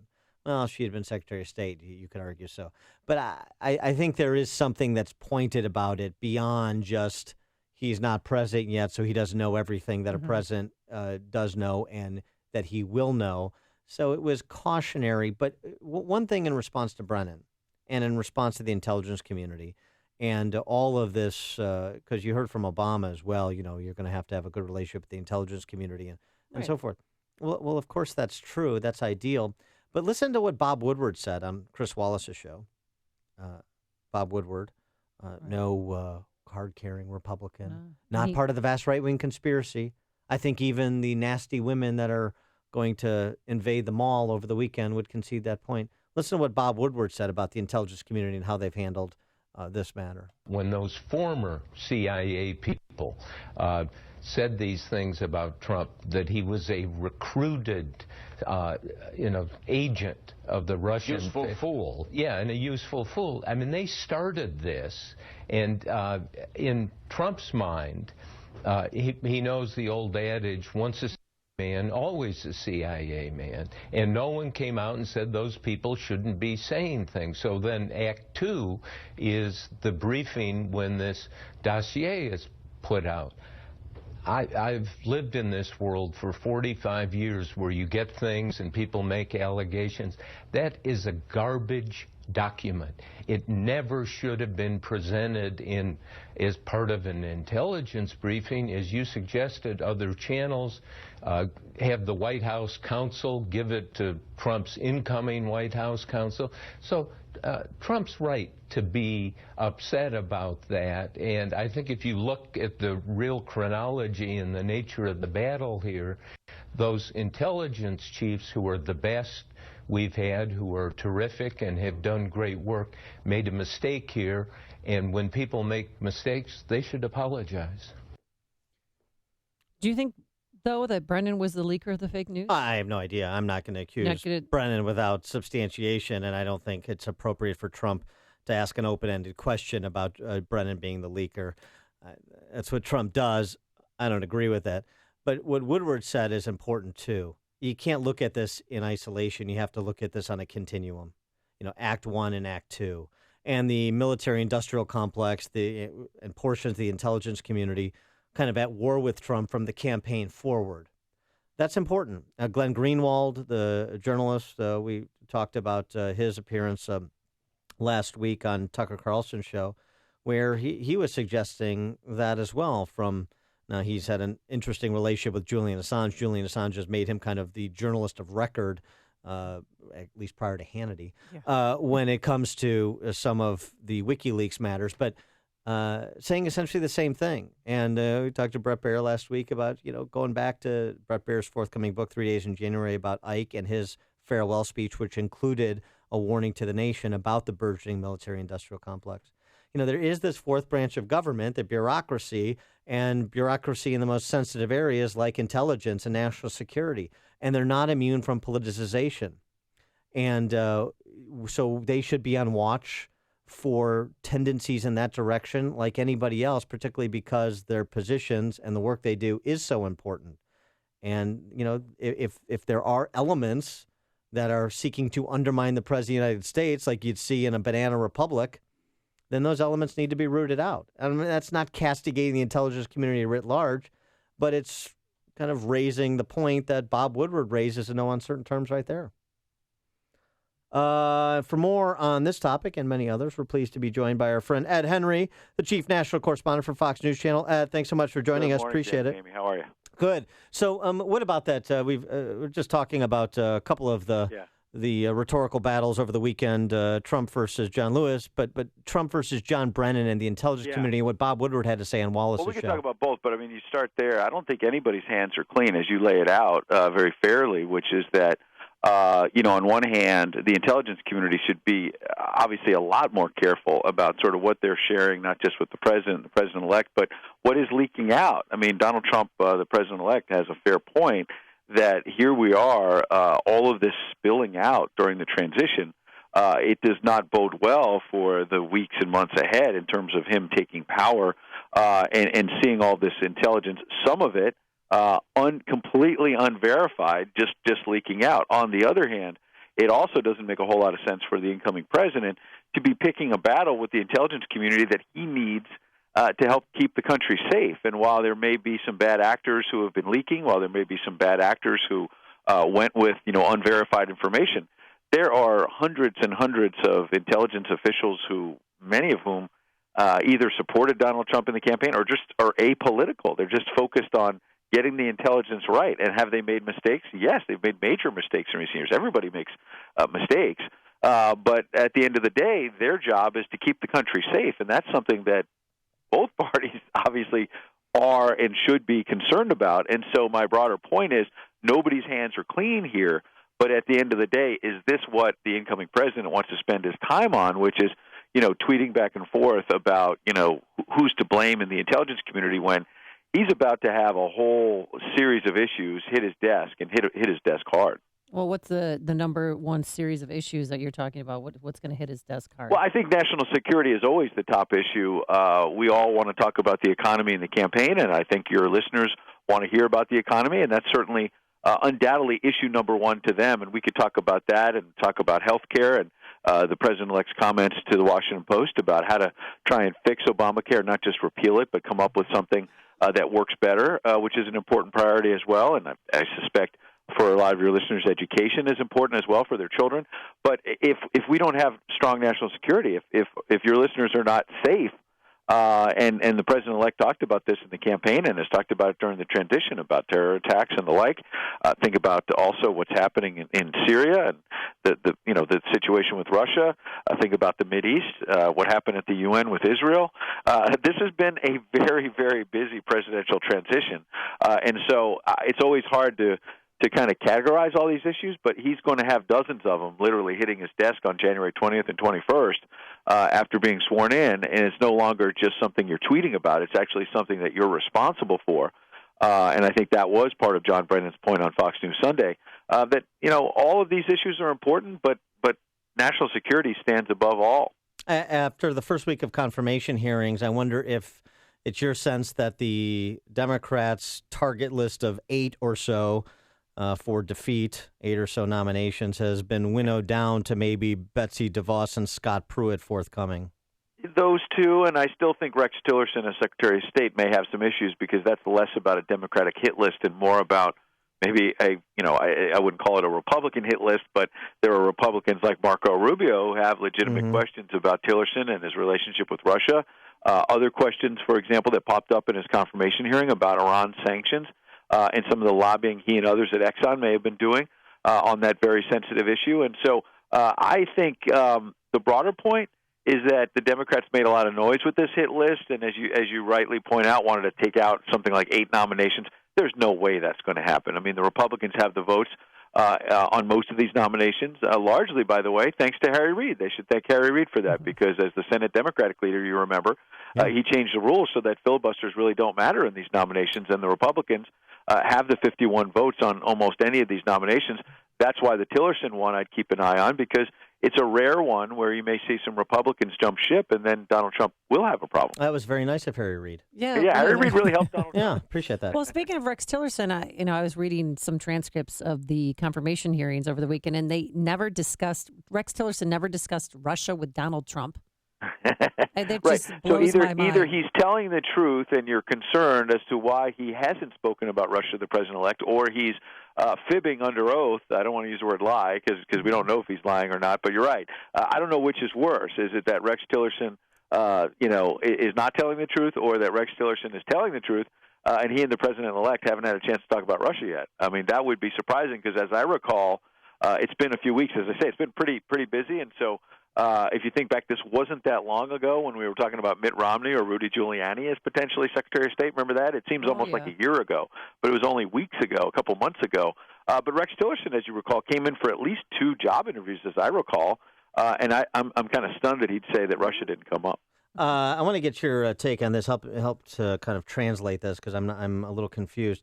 Chuck Schumer said over the weekend that if Republicans repeal Obamacare without a replacement plan, Democrats are not going to help them out with any trouble they get into down the road. Is that the same Chuck Schumer just a couple weeks ago said, unless Trump abandons the Republican Party and agrees with us on everything, which would be opposition to repeal of Obamacare, he wasn't going to help anyway? Yeah, well, I mean, this is what the opposition does. I mean, the Republicans can't always be proud of what they were doing in the Obama years, let's remember, in terms of obstruction, and then saying, oh, what went wrong? Nothing's getting done in Washington. And, Mitch McConnell was saying, his top priority was blocking everything that that Barack Obama wanted to do. So, yes, Chuck Schumer, his hands are not going to be clean here either. But I think in terms of Obamacare, he does have a point there. Maybe he didn't make it well, but I think there's a point that even Donald Trump, if you read his comments in this Washington Post interview from over the weekend that broke out late last night, Donald Trump is acknowledging a point that Schumer's making, which is that Democrats own Obamacare. Make no mistake about it. They're the ones who rammed it through. But now that it's not working, by and large, there are parts of it are working, but the big picture is not working. The Republicans want to repeal and replace it. Schumer's right that they're going to own the repeal of it, whether they like it or not. And I think that's what Donald Trump is acknowledging. You don't have to take it from Chuck Schumer or from me. Donald Trump, in his comments to the Washington Post, is acknowledging we have to, he says he wants to cover everybody. He wants to cover all the people that are currently covered by Obamacare, but improve the situation. Now, can you actually do that? Because if you start ripping apart Obamacare, you're changing the whole nature of the program. And how do you cover those 20 million people who have been covered by this? And how do you do it while also saving money, which is the stated goal? Let's cover a lot of people, but let's do it for less. Look, that's something Democrats ultimately should embrace. Everybody should embrace that if it actually works. I think actually getting there is harder. I got to ask you about 3 stories, and when taken together, do they mean there's a new profile of a candidate for federal and national office emerging? Politico reporting Peter Thiel is considering a bid for California governor. Laura Ingraham. Washington Examiner reporting Laura Ingraham looking at a Virginia Senate bid against Tim Kaine. And then Vanity Fair talking about Mark Zuckerberg eyeing a presidential run. Where do we start? Yes, right. Laura Ingraham and Peter Thiel. These are folks who got behind Donald Trump early. in the case of Laura Ingraham, was talked about as potentially a White House staffer. And if you're Laura Ingraham, and I haven't talked to her about it, and I don't know, whether this is true or not, but the story suggests that websites are being purchased with Ingraham for Senate. So there's at least the strong possibility of this. I think you're seeing the Trump effect. I think you're seeing people like Ingraham maybe saying, "Why be a White House staffer? Why do that? Why not go for a bigger stage? Why not be a senator from Virginia?" She's got a national profile. She's got a radio program that reaches a lot of people. She's on Fox and other places where she can get her message out. And if Donald Trump holds a couple fundraisers for her, if Donald Trump endorses her, again, there's a big if she were to run, all of a sudden she's a serious contender. And I think the same with Peter Thiel out in California. He's somebody who stuck his neck out in the tech world to get behind Donald Trump. And look, we saw this with Obama. We see this with back in the Clinton and Bush days. If you can get that presidential power behind you for raising money and endorsements, Donald Trump proved that with one tweet, he could probably make even you a serious contender for the Senate in Illinois or something. Even me. There you go. Wow. Boy, I'm going to start it right now. That is unbelievable power. That really brings it home in terms of the power that a tweet has. In terms of Zuckerberg, look, Facebook has an incredible. Again, look at the. I'm calling it the Trump effect. The Trump effect for someone like Laura Ingraham, a conservative who got behind Trump early, that could wind up being a big boost for her if she does jump into politics. But think about Zuckerberg. Think about the impact Facebook has and the millions of people who use it. Just like one Donald Trump tweet can have an impact on an issue or on a race. Mark Zuckerberg has vast power on the left right now. I'm not saying he's going to get in and use it, but I think Donald Trump has opened the eyes of a lot of people like Zuckerberg saying, well, do I want to just have this power at Facebook, or do I want to maybe use it for something else? Look forward to the Zuckerberg-Kanye West primary in 2020. Ed Henry, Chief National Correspondent for Fox News. Ed, thanks for joining us. Good being on with you. Appreciate it. And he joined us on our turnkey.pro answer line. The stories you need to know to start your day. This is Chicago's Morning Answer on AM 560, The Answer. Oh, we have a winter weather advisory in effect until noon today. Some freezing rain turning into all rain showers by this afternoon, a high of 39 degrees. Let's go to a very busy man on this MLK Jr. Day of Service. Here's Jim Talamonte. Thanks, Amy. Good morning. And there are crashes. One on the west side, Central Avenue, Chicago Avenue. You mentioned earlier the issues west of Chicago. Indeed, in Virgil, which is in the far western edge of Kane County, got a crash with multiple injuries, 64 at Meredith Road. The expressways are pretty light. Eden's 19 minutes either way between Lake Cook and Malton. It's the Kennedy, 20 minutes O'Hare to downtown. Outbound it's 27. That delays Lawrence past Harlem. The Eisenhower is now delay-free, so is the Ryan. Stevenson has roadwork delays from before State Street to Lakeshore Drive, and it's clear outbound. Tollways now delay-free throughout the area. No problems to report in northwest Indiana. But again, there are slick spots with that freezing rain. I'm Jim Talamonte in the AM 560 Traffic Center. Hey, it's time for a little R&R courtesy of ChicagoRadioDeals.com. 2 words, Door County. Oh, yeah, take a few days off and escape to Wisconsin. Head on up to the White Lace Inn. It's a gorgeous bed and breakfast in Sturgeon Bay. Now, the White Lace Inn features 18 inviting guest rooms and suites and 4 elegant turn-of-the-century neighboring homes. Enjoy the gardens, because they're really in bloom right now. The gazebos and the glory that is Door County. Yes, you can go ice fishing. Water skiing. Yeah. This is a $300 gift certificate for only $150, and it can be applied to overnight stays or items in their store. Hey, for another fabulous getaway adventure, purchase an overnight stay package for the Schuster Mansion Bed and Breakfast in Milwaukee. Spend the night in Molly's room, their 2-room luxury suite with a private bath and concierge service. It includes breakfast in the Victorian dining room and fresh chocolate chip cookies. Yummy. Yours for only $85 a couple. That's a $169 value. So check out all the deals at ChicagoRadioDeals.com and get out of town. For me, it was the big S-Class from the 90s. Beautiful. My friend's dad had one. The SL. All of the SLs. I've been watching those since I was a kid. I think the 1971 SE was the first Mercedes that just blew me away. Everyone remembers the first time they saw one, and the day they began to long for a Mercedes-Benz of their own. Well, that day may be a lot closer than you think. With a certified pre-owned Mercedes-Benz, you can experience the luxury, the unparalleled safety, the performance, and the style Mercedes-Benz is famous for at a price you can afford. Beautiful SUVs, sedans, coupes, and convertibles that are factory certified and covered by an unlimited mileage warranty for up to 3 years, so you can drive without a worry for as far as you like. And during the certified pre-owned sales event going on now through February 28th, you can receive 2 years of complimentary prepaid maintenance and special financing available through Mercedes-Benz Financial Services, only at your authorized Mercedes-Benz dealer.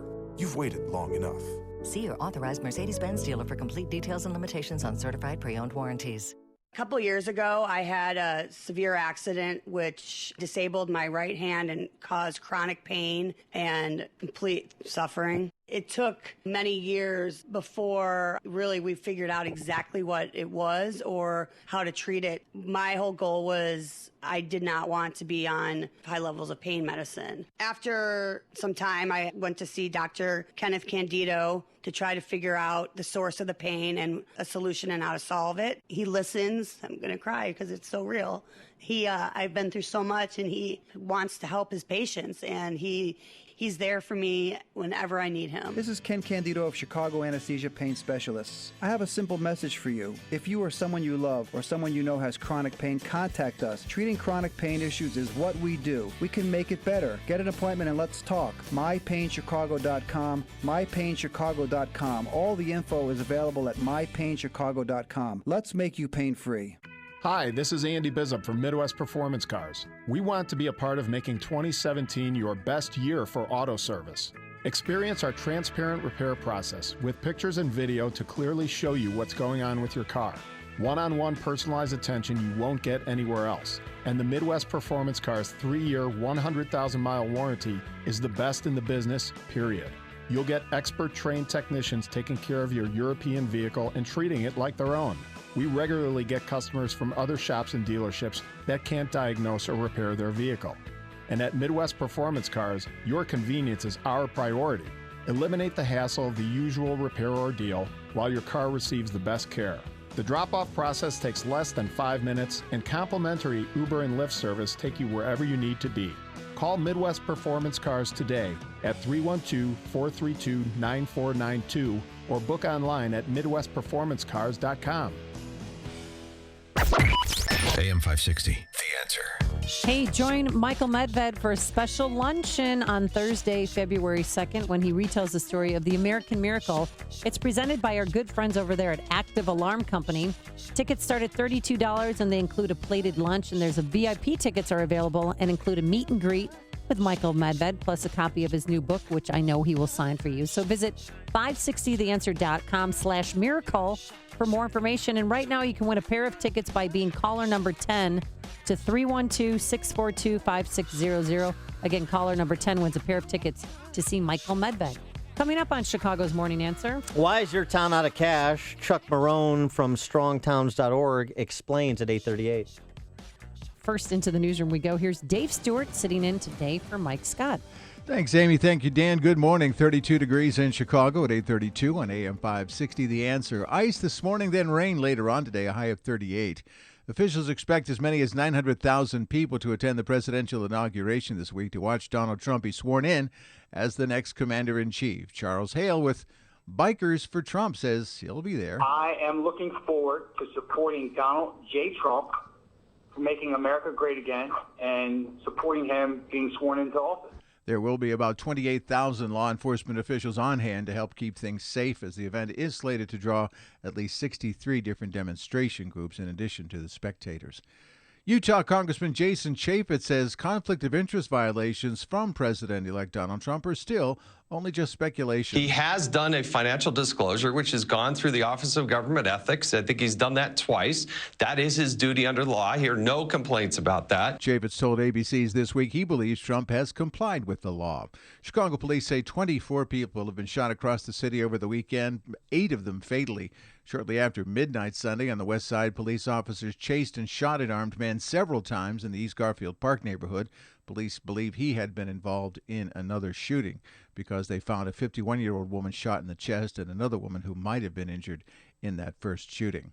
Some facilities are closed in Chicago today because it's Martin Luther King Jr. Day. No classes for Chicago public schools. All city, county, state, and federal government offices are closed. And there's no mail delivery, but the CTA trains and the buses are running on their normal schedules. World Series champion Chicago Cubs are taking a trip to Washington today. They'll be honored by President Obama at the White House.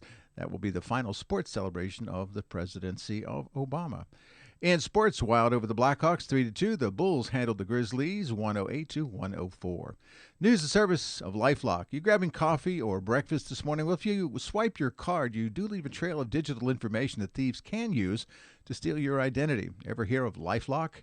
Their U.S.-based team of specialists helps to resolve identity theft problems. So go to lifelock.com now and use the promo code RISK to save 10%. AM 560 News Time, 5:34. Traffic in 2 minutes on AM 560, The Answer. The Mike Gallagher Show. Today's Democratic Party, the party that thinks it's unreasonable to expect that a voter show their ID in order to cast a ballot. It's just blatant. They are just on the side. I don't know how else to describe it. If you're a Democrat and you resent this accusation, please call me. When I say Democrats are on the side of lawlessness, tell me where I'm wrong. The Mike Gallagher Show. Weekdays at 9, right before Dennis Prager at 11 on AM 560. The Answer. This hourly segment is brought to you by Papa Nicholas Coffee. Papa Nicholas Coffee, roasted fresh daily in Batavia, Illinois. Are you facing foreclosure, been foreclosed upon, in a bad modification, or just stuck in a bad mortgage? Well, we may be able to help you. My name is Lou Bridges. I'm an attorney with the law firm of Lou Bridges & Associates. We've been helping distressed homeowners like you for over 8 years now. We defend foreclosure actions.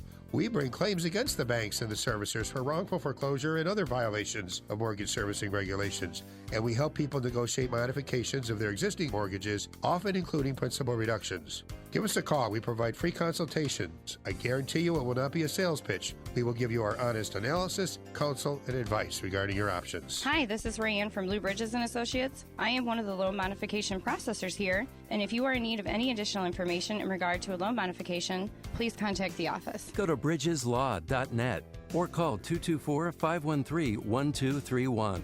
That's 224-513-1231. Remember, people, never give up the land. Fight for truth and justice. You do that, and I guarantee you'll never be alone. Balance of Nature's fruits and veggies.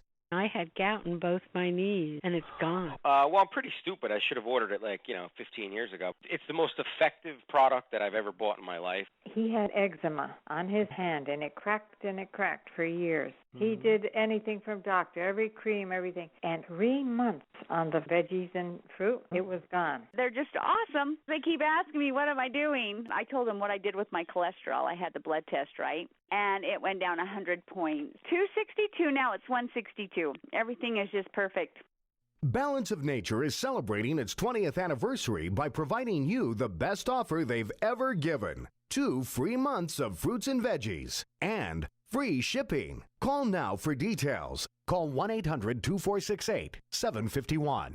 That's 1-800-2468-751. Or go online to balanceofnature.com. Use promo code Chicago. My name is David Hochberg, Vice President of Lending at Pearl Mortgage. If you're looking to purchase a new home or refinance your existing home, give me a call. Stacy wanted to contact a realtor before purchasing a home in Deerfield. Bad move. Not getting pre-qualified by me before talking to a realtor is like smoking while pumping gas. I pre-qualified Stacy to purchase a home and introduced her to Lauren Shue, my preferred Deerfield realtor. If you're purchasing a home, call me first. I'll pre-qualify you for free and introduce you to my experienced team of preferred realtors who will help you locate the perfect home. My team of real estate experts will always look out for your financial best interest. If you're buying a home, give me a call now at 312-751-1333 or visit am560david.com. I've helped thousands of AM 560 listeners, but I can't help if you don't call 312-751-1333 or visit am560david.com. Pearl Mortgage and Equal Housing Lender, Illinois Residential Mortgage License T4358, RMLA, NMLS 19186.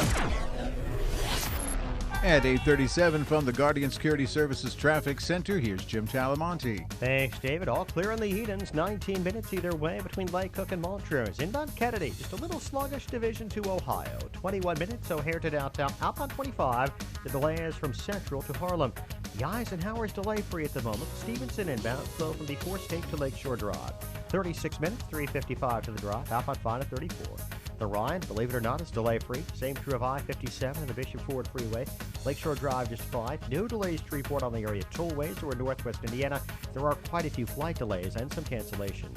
Traffic answers when you need them most. I'm Jim Talamonte on AM 560.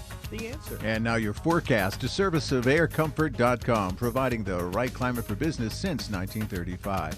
Look for ice today, then rain later on with a high of 38. Cloudy tonight, rain and drizzle this evening, followed by some heavy late showers and a low of 35. Rain in the morning tomorrow, mostly cloudy through the day, a high of 42. Right now, 32 at O'Hare. Next news, 9 o'clock. Continuous coverage of the latest news, traffic, and weather at 560theanswer.com. Now more of Chicago's Morning Answer on AM 560, The Answer. This hourly segment is brought to you by MyPainChicago.com. World-class treatment for chronic pain. Go to MyPainChicago.com.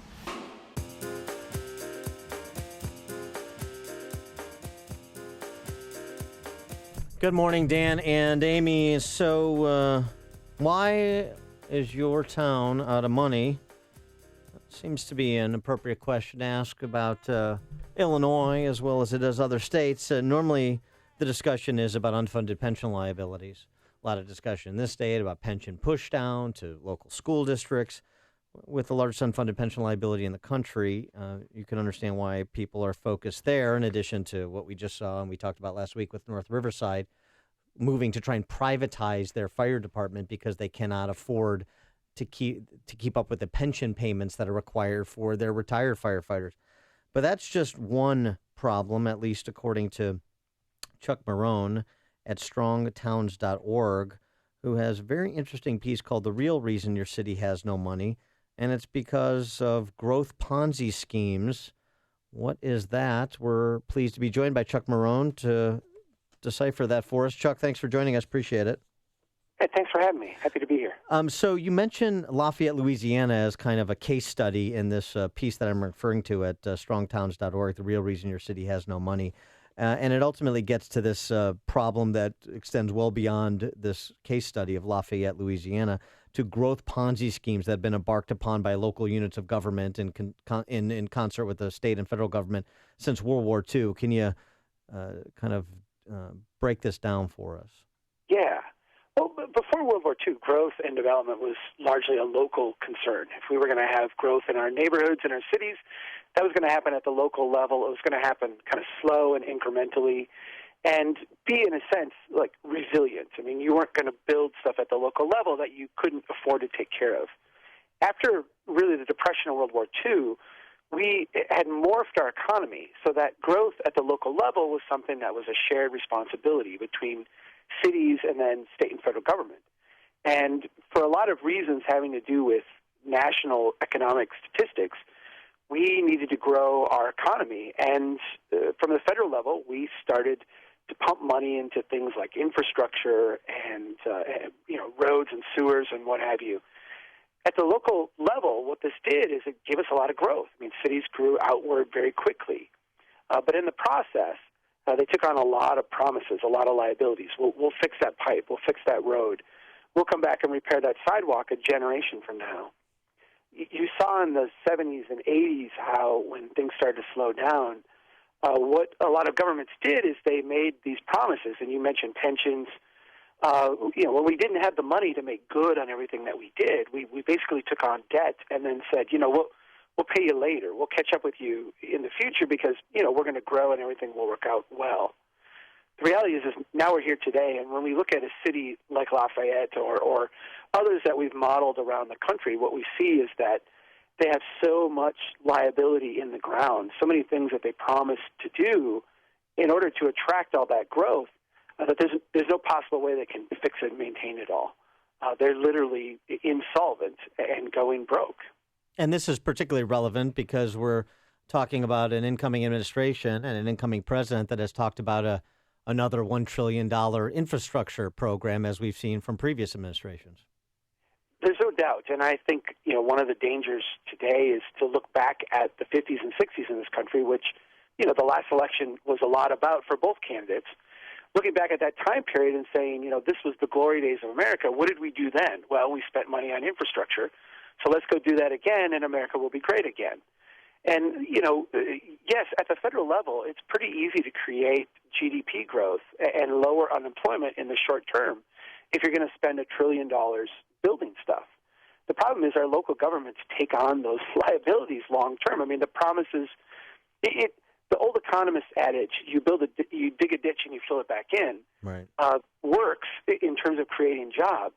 But when you build a bridge, you don't end up where you started. Now you have a bridge that you have to maintain forever. And those maintenance promises stack up at the local level, and they're just bankrupting our cities. So in your article, you focused on Lafayette, Louisiana. What did you learn by focusing on that city? Well, Lafayette is the place where we developed the most detailed data. We've modeled hundreds of cities around the country. And I think the big question we had intellectually going into Lafayette was, does this modeling we've done kind of correlate when we get a really, really deep data set? And in fact, it did. And what that tells us is that the insolvencies that we see in neighborhoods and in some of our course modeling in other cities really translates around the country. Lafayette is a pretty average place. There's nothing extraordinary about it. I mean, I love it. It's a beautiful Cajun kind of culture. It's a great place to hang out. But from its development pattern, it's very normal. It's got an old downtown. It's got surrounding neighborhoods. It's got all the big box stores and drive-through restaurants and everything you'll find in every major city. The fact is, though, the taxes in Lafayette would need to go up 400% just to tread water, just to maintain what they have. And there's no way that can happen, not just politically, but just, we're not going to spend $1 out of every $5 that people make maintaining infrastructure. And so that, it's a lesson that translates everywhere, because I suspect, based on what we've seen in other places, that Lafayette is nowhere near the worst.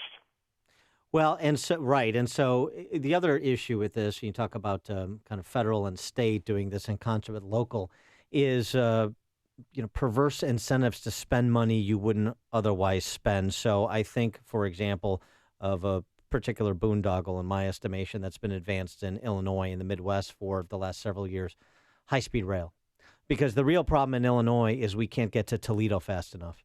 And so we're willing to spend $10 billion. But, the federal government's going to come in and provide a quarter of the upfront funding for that. Well, we're a state that has $11 billion in unpaid bills and $250 billion in debt. But because we're incentivized, because we're going to get a quarter from the federal government up front, then we're going to go spend another $7 billion we don't have. I mean, you see that kind of replicating itself throughout the country. Yeah, Illinois is a special case of crazy. Well, of course it is. I say that kindly. Yes. It is a kind of a crazy thing. What we see is that the way the federal government measures success is year to year. So can we create jobs right now? Can we increase the GDP right now?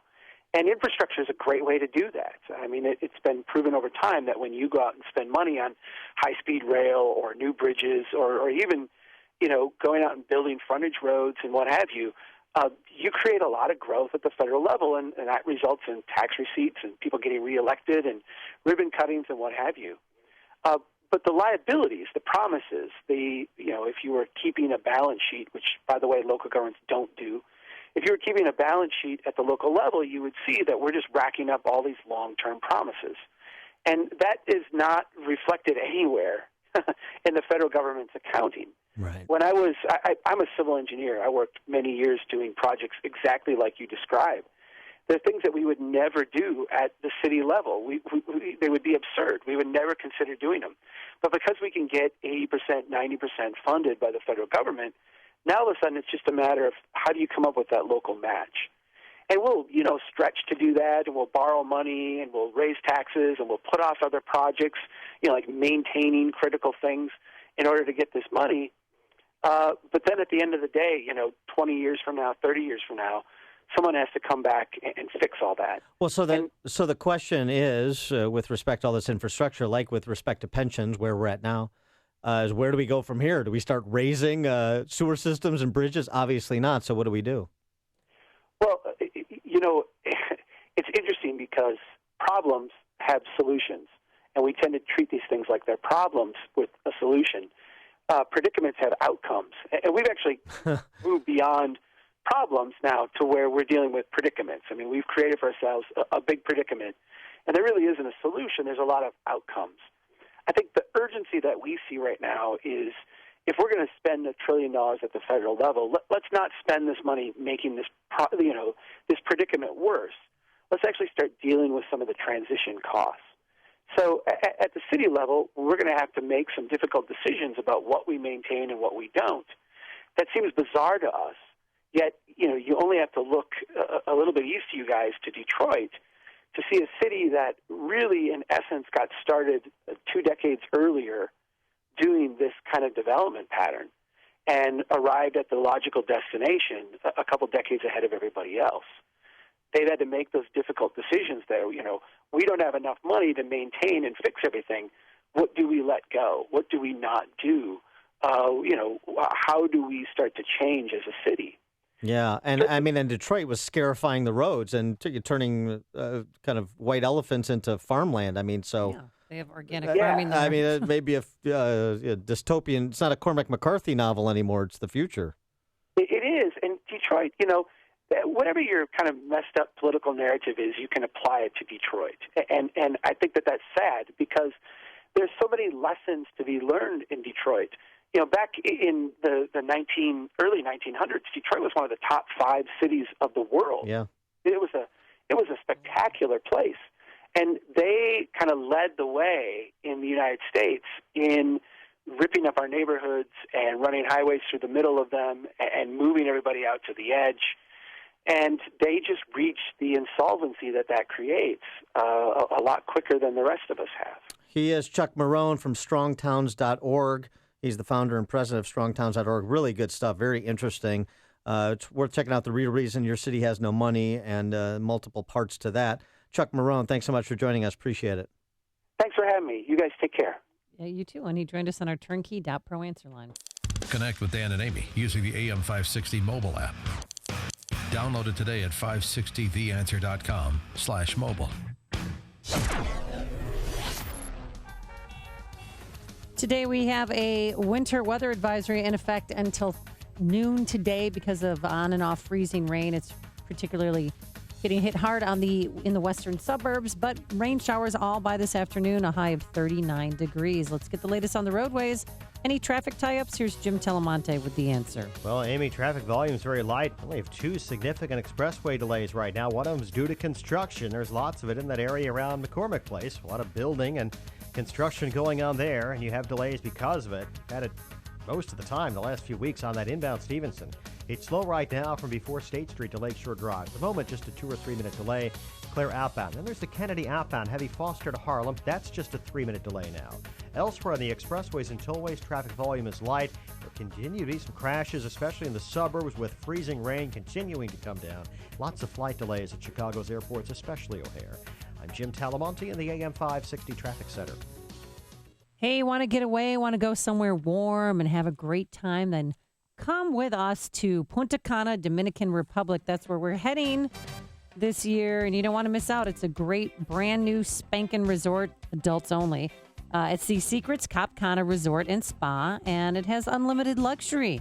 Go online, check it out. You'll be amazed and floored at the well-appointed rooms, the beautiful restaurants and bars, the sparkling pools, and those pristine beaches where, yes, there is beach volleyball. So join us in Punta Cana. Get more information and book your trip by visiting 560theanswer.com, keyword passport. The trip is filling up fast, so be like the cool kids and buy your trip today. And we want to remind you that the price Apple Vacations has secured for us is incredible and exclusive to us, but it will expire, so don't miss out. Visit 560theanswer.com, keyword passport. On AM 560 The Answer, we talk about the important issues that affect your world. Things like the economy, education, and foreign policy. There's always so much going on in the news that we don't always have the time to focus in and talk about the big ideas behind the important issues. Enter Upstream Ideas. online at upstream-ideas.com. Upstream Ideas, in partnership with the Illinois Policy Institute, provides the kind of information that informs the policy discussions happening here on AM 560. At Upstream Ideas, you'll broaden the debate, move beyond partisan assumptions, and challenge accepted beliefs. Upstream Ideas goes against the current and thinks upstream. Go online now at upstream-ideas.com. That's upstream-ideas.com. You'll be armed with new information and fresh perspectives to help encourage you to make the state of Illinois and the United States of America a bit freer, a bit more just, and a bit more civilized. Upstream-ideas.com. Consult your tax professional before investing. Let me ask you a question. Can you keep your 401k or IRA safe from the death of the dollar, continued rampant Fed spending, political corruption, and from the possible new Cold War with Russia? If you answered no, then listen up. Fortunes are going to be made and lost over the next few months. It's time you took action. Over 50,000 people have requested our Gold IRA investment guide to learn how to protect their retirement savings. Now it's your turn. We are Advantage Gold, the #1 rated gold IRA company in America by TrustLink. Right now, we are giving away a free copy of our new Gold IRA Protection Guide to anyone with an IRA, 401k, or retirement account that is over the age of 55. Just call 1-800-900-8000 right now, and we will help teach you how to keep your retirement savings away from the government and safe in your pocket. Just call today at 800-900-8000. That's 800-900-8000. Representatives are standing by. Call 800-900-8000 today. AM 560, The Answer. Dan and Amy. So SNL spoofed Trump's first press conference since his election, of course, and focused on the more salacious allegations in that dossier. Yeah, page 2 about golden showers. And what about sort of future relationships? Oh, that's not that. Guys, no, I do not want to talk about the PP. I want to talk about what is really important, which is jobs, okay? Because I am going to bring back a thick stream of jobs back into this country. The biggest, strongest, steadiest stream we've ever seen. This country will be literally showered with jobs. Because I am a major whiz at jobs. And this will be a golden opportunity for me as president to make a big splash. Now, who's with me? I know you're in. How about you? You're in? You're in? You're in? You're in? You're in? Okay. It's an impressive number of puns compacted into about 30 seconds there. Alec Baldwin going to be at the anti-inaugural party with Michael Moore in New York City outside the Trump Hotel. So Michael Moore tweeted. And Donald Trump tweeted, too. He said it's bad, but Saturday Night Live is the worst of NBC. Not funny. Cast is terrible. Always a complete hit job. Really bad television. ! Hear about the big stories of the day, then talk about them right here on Chicago's Morning Answer on AM 560. The Answer. For me, it was the big S-Class from the 90s. Beautiful. My friend's dad had one. The SL. All of the SLs. I've been watching those since I was a kid. I think the 1971 SC was the first Mercedes that just blew me away. Everyone remembers the first time they saw one, and the day they began to long for a Mercedes-Benz of their own. Well, that day may be a lot closer than you think. With a certified pre-owned Mercedes-Benz, you can experience the luxury, the unparalleled safety, the performance, and the style Mercedes-Benz is famous for at a price you can afford. Beautiful SUVs, sedans, coupes, and convertibles that are factory certified and covered by an unlimited mileage warranty for up to 3 years, so you can drive without a worry for as far as you like. And during the certified pre-owned sales event going on now through February 28th, you can receive 2 years of complimentary prepaid maintenance and special financing available through Mercedes-Benz Financial Services, only at your authorized Mercedes-Benz dealer. You've waited long enough. See your authorized